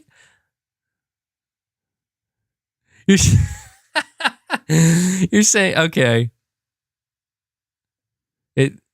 Dude, I feel like I'm gonna have to take the stairs though, just because isn't this like, this is gonna be like a Metal Gear Solid 3 ladder climb, isn't it? Which is awesome. Oh, that's funny. Is that like I think I'm just gonna do it just to see. Because now I'm curious, because I don't know, you guys are making it sound like it's really a pain in the ass, and I'm now genuinely, I'm like morbidly curious. Like, so how bad is it? Maybe I'll have to experience it firsthand. Got to get the full experience. Oh, that's something I wanted to mention too, dude. I don't know if Barrett's like my favorite character, but I feel like he is. I don't know, man. Barrett is awesome. Like, he's just funny. I really like Barrett. I like all the characters, but I feel like Cloud and Tifa are like the most so Narcan Blitzer, you're saying you said you love the banter between Cloud and Barrett. Don't miss it. Stairs MVG. Stan, you're saying MBG Shuhei Yoshida talking about Showcase briefly. Imminent PlayStation show. Is this like breaking news? When did Shuhei Yoshida talk about this? I'm seeing multiple people mention this. Please give me more info on this, and I'll look into it if I can. MBG doesn't know I exist. No, I know. I do love the banter between them. And I think that's like my favorite part of the game, honestly. I think my favorite part of the game truly is between Cloud and Barrett. Like, this game would be so less, in my opinion, with that. Like, I thought in the beginning of the game that Barrett was actually going to play like a small role, or just in the beginning. And I'm like so glad that he's actually like a main character of the game alongside Cloud, because that's the thing is, like, I'm really interested to see how this game ends, because I feel like for the entire game, and I don't expect to learn everything, but they've been seemingly alluding to, they've been alluding to something more going on with Cloud, something a bit mysterious. I also, like, I still have no idea what's going on with the Sephiroth dude, and they like aren't really. Like, he just has these occasional, like, like, I'm seeing things and what's happening. And I don't know, like, I get this feeling, and, I'm not looking at the chat right now. So mods, just feel free to hide any spoilers, because I'm not looking at the chat right now. But I just get this feeling that, like, something about Cloud's past, or like he did something in the past that's like not good, or something, because I just get that. I could be wrong, but I just don't know, or something really went wrong, because I just don't know why he's so terrified of Sephiroth, and I can't, the mystery's still there, and it's just fascinating to me that I'm 33 hours into this game, and I still really don't feel like I have much insight into Cloud. And that's the thing, is like, I can't say Cloud's my favorite character. Like, I do like him a lot, but I can't say he's my favorite character, because he's very like one note, like, he's very one note, where he's just, kind of stoic, badass, which is, cool. But I'm interested. I do find it interesting that he's showing a lot of, like, he's seemingly showing more emotion. He's becoming a little bit more open to, like, Barrett. Like, him and Barrett are getting along now a little bit. They're always, like, they're busting each other's balls in a more friendly way now, which I appreciate. Wow, that was really loud. Tifa, I don't know, like Cloud and Tifa just seem to be kind of like pretty chill now. Like they really were making it seem like earlier in the game they were going to be a thing. But I am noticing that Cloud is seemingly, he's showing more emotion towards Aerith, where he really wants to rescue her. And she's an ancient, and she's like, you can't fall in love with me. And I'm like, now I'm not sure what's going on there, you know, because I like Aerith. I like Aerith more than Tifa. I like Tifa, but I like Aerith more than Tifa. But now I'm like, an ancient? It seems a bit, I don't know. Like, how does that work? You know what I mean? Let me see. Anthony, you're saying, which scene did you get at night while everyone was sleeping after you got... oh, yeah, Wedge is alive, by the way. He didn't say anything more, but I totally... I could have swore he was going to be dead. And, dude, somebody told me in the original game that these Avalanche characters literally played such a tiny role in the game, and they were, like, instantly killed. And, like, they didn't even say anything. And that's so funny to me if that's true, where it's like, wow, now they get entire backstories. That's really cool. That is really cool. The scene I got while everyone was sleeping, if I'm remembering correctly, was with Aerith. Like, were there different scenes? Because I remember, you know, Cloud woke up and Aerith walked by, and you meet her at like the flower bed or garden, and she's like talking to you, and Cloud's like, I'm feeling things. I feel. And she's like, but you can't. And he's like, I'm going to go rescue you. Something along those lines. I'm not doing this story any justice. But that's the cutscene I got. I didn't know. So wait, there are 3 possible scenes. Aerith, Tifa, and Barrett. How do you get them? I don't know why I'm having such a hard time imagining a scene like that with Barrett. Tifa...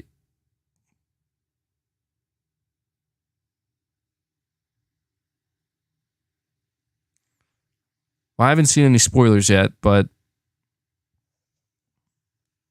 yeah, I got it with Aerith. So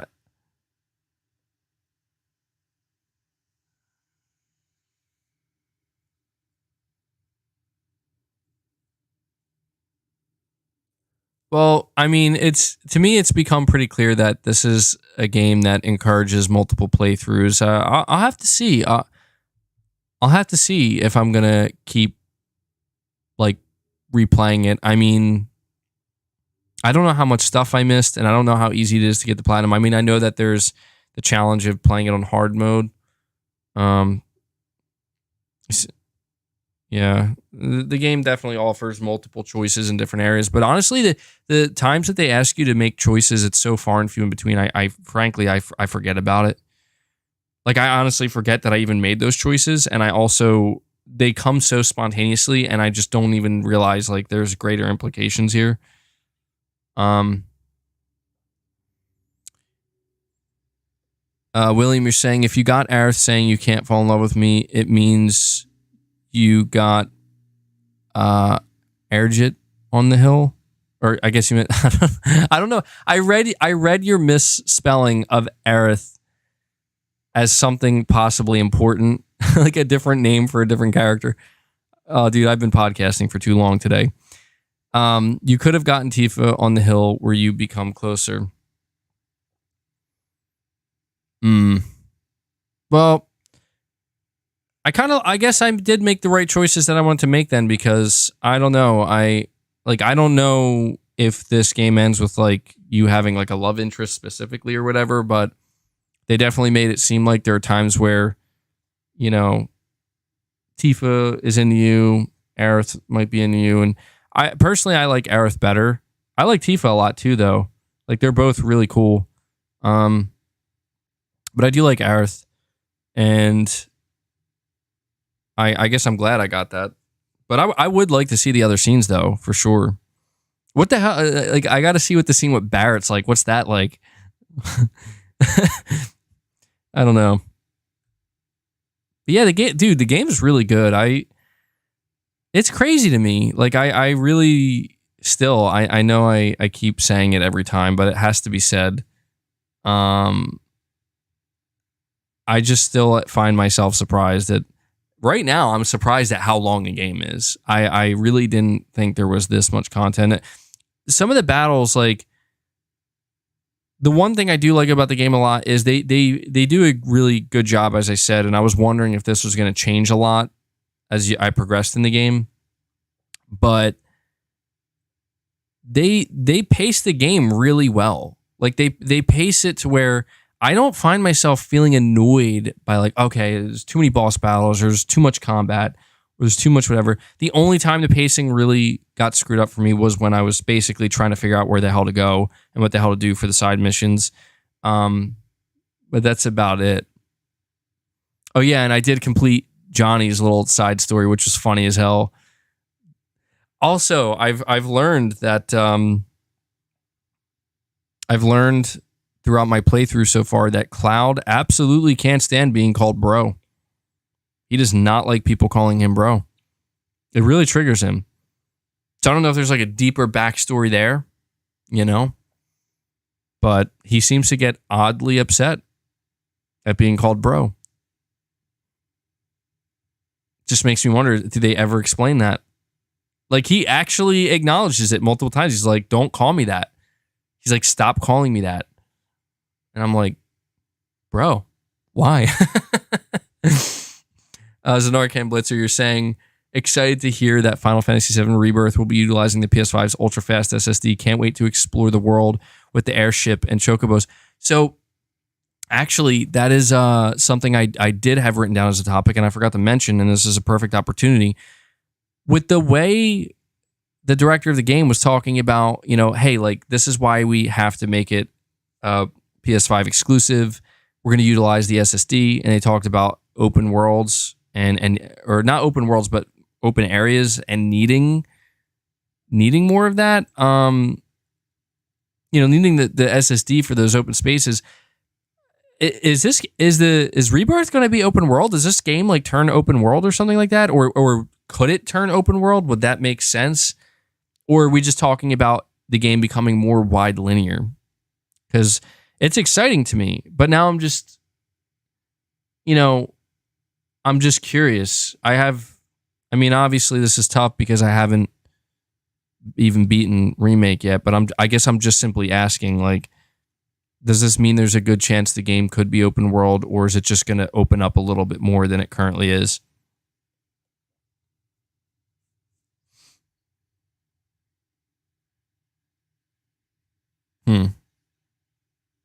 It's not confirmed yet.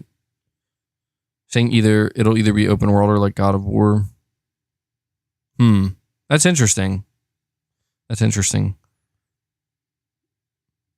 Yeah, there were parts, and there still are parts of Final Fantasy VII Remake that do sometimes start to feel like, yeah, I could see it being a little bit more open world. The way they like basically interconnected all the areas towards the end now, where you can, before they used to be kind of like closed off, and now you can kind of just navigate from one area to another.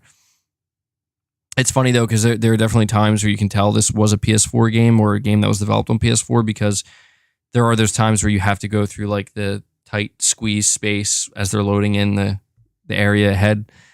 It's funny to see that when playing on the PS5, but yeah, that'll be interesting. So how would you guys feel if they announced that Rebirth is like completely open world? How would you guys feel about that? I mean, I guess I would feel indifferent to it because I'd be like, oh, okay. But I mean, if they were to say it's like completely open world, I'd probably be a little bit disappointed, just because one thing I really do like about Remake is it is pretty damn linear, and I love linear games. I do. I'm realizing that about myself. Like I do have a love for certain open worlds, and there are open worlds that I can love, but I absolutely just enjoy linear games so much more. Saying Nomura said that each region will be vast. Well, it sounds exciting. I mean, we got a ways to go. We got a ways to go for Rebirth, though, you know. Final Fantasy 16 is going to come out. So, here's a question. I'm definitely looking forward to Final Fantasy 16. Like, is there going to be any connection whatsoever? Like, is Final Fantasy 16, does it take place, like, way after Final Fantasy 7?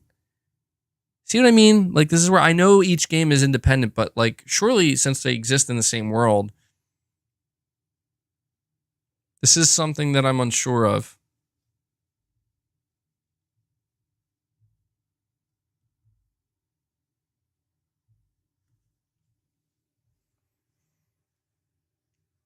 Sorry, I'm just sitting here silently because I'm just waiting for the chat to update for people to zero connection, brand new story world.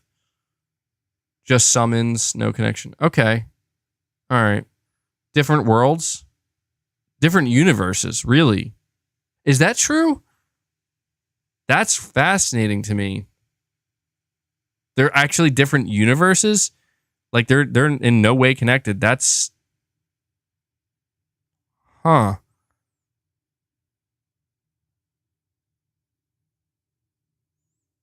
That's so crazy to me.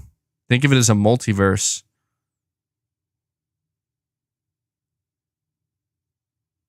Wow. That's really interesting to me. I had no idea. I thought that there was at least some connection. Maybe I think that's a good thing though. Do they make this clear? I feel like I don't know. I feel like the fact that I never knew this is a bad thing because I feel like if I had known this sooner, I probably would have felt more comfortable jumping in. Yeah, I guess that's the one thing that got me is I did notice in the newest Final Fantasy trailer they do have like the summons and whatnot, and the summons were the same. But yeah, guys, that's my update for Final Fantasy VII. It's not the most in depth, probably because I spent a lot of my time doing like those side missions. I'm getting better with combat. I found it really cool, and I will say this too. I was kind of surprised that I wasn't expecting it, but it makes a lot of sense that Barrett actually had like some melee options. So I unlocked those, and those are pretty fun to use. Trying to think if I feel like I've been struggling less with the game. Like I've definitely been improving in the combat, so I'm interested to see how the final battles are when I get there. There's an Arcane Blitzer. You're saying MBG, you're going to love Golden Saucer and Final Fantasy VII Rebirth. Hopefully, they even put Golden Saucer in Final Fantasy 14 MMO Online. Interesting. Yeah, I don't know. I feel like I've heard the Golden Saucer before, but I don't know what it is. Anthony Perez, you're saying each Final Fantasy is a reboot. The first Final Fantasy game was Square's final shot at making a game before going bankrupt, so they treat each with that same spirit. Ah, that's interesting. That's pretty cool. I didn't know that. Yeah, I could tell. I know there's a lot of history with Final Fantasy, and there's like a lot behind it. A lot of rich history. I mean, it's one of the most renowned series of all time, you know? Gotta respect that. But yeah, there you go. That's my update on Final Fantasy VII Remake. I could be wrong about this, but it's seeming like, and you guys will probably have a better idea than me now that I'm on chapter 16, there's a good chance that maybe the next podcast episode, I'm talking about the end of the game and what I thought after beating it. And yeah, that seems to be what could be happening next. But I think that's going to do it for this episode of the podcast, guys. It actually went longer than I thought it would. I've pretty much extracted everything I could here. Not a whole lot to talk about. I mean, that's the nature of the beast in July, right? July is a more quiet month, a little bit more tame, as we talked about earlier. But I do want to extend a big thank you to everybody who, decided to come watch and hang out today, especially all those who stayed for the whole thing. I have to give a massive shout out to my channel members as well as everybody who donated a super chat. I really can't stress this enough. Those of you who donate super chats And those of you who are channel members, saying my mic is too close. Yeah, that's my fault. I'm like leaning into it. It's my bad.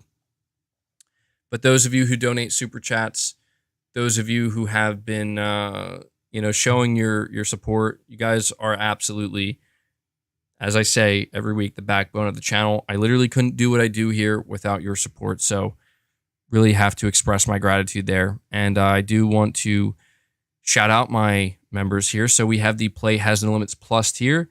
Shout out to Junior Jackson, Josh Z, Agile Ice 24, Skin Tight Salmon, RU46 N2 Ray, Whiskey Gaming, Pragmata Cat, Hidden Leaf 2 Taka, Nakamichi.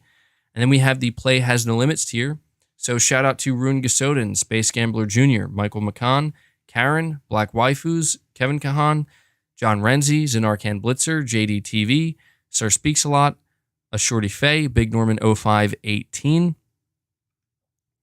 And then we have Shaky Shako, Tyson Webb 509, Black Manta 1989, and Brandon Chad Perez.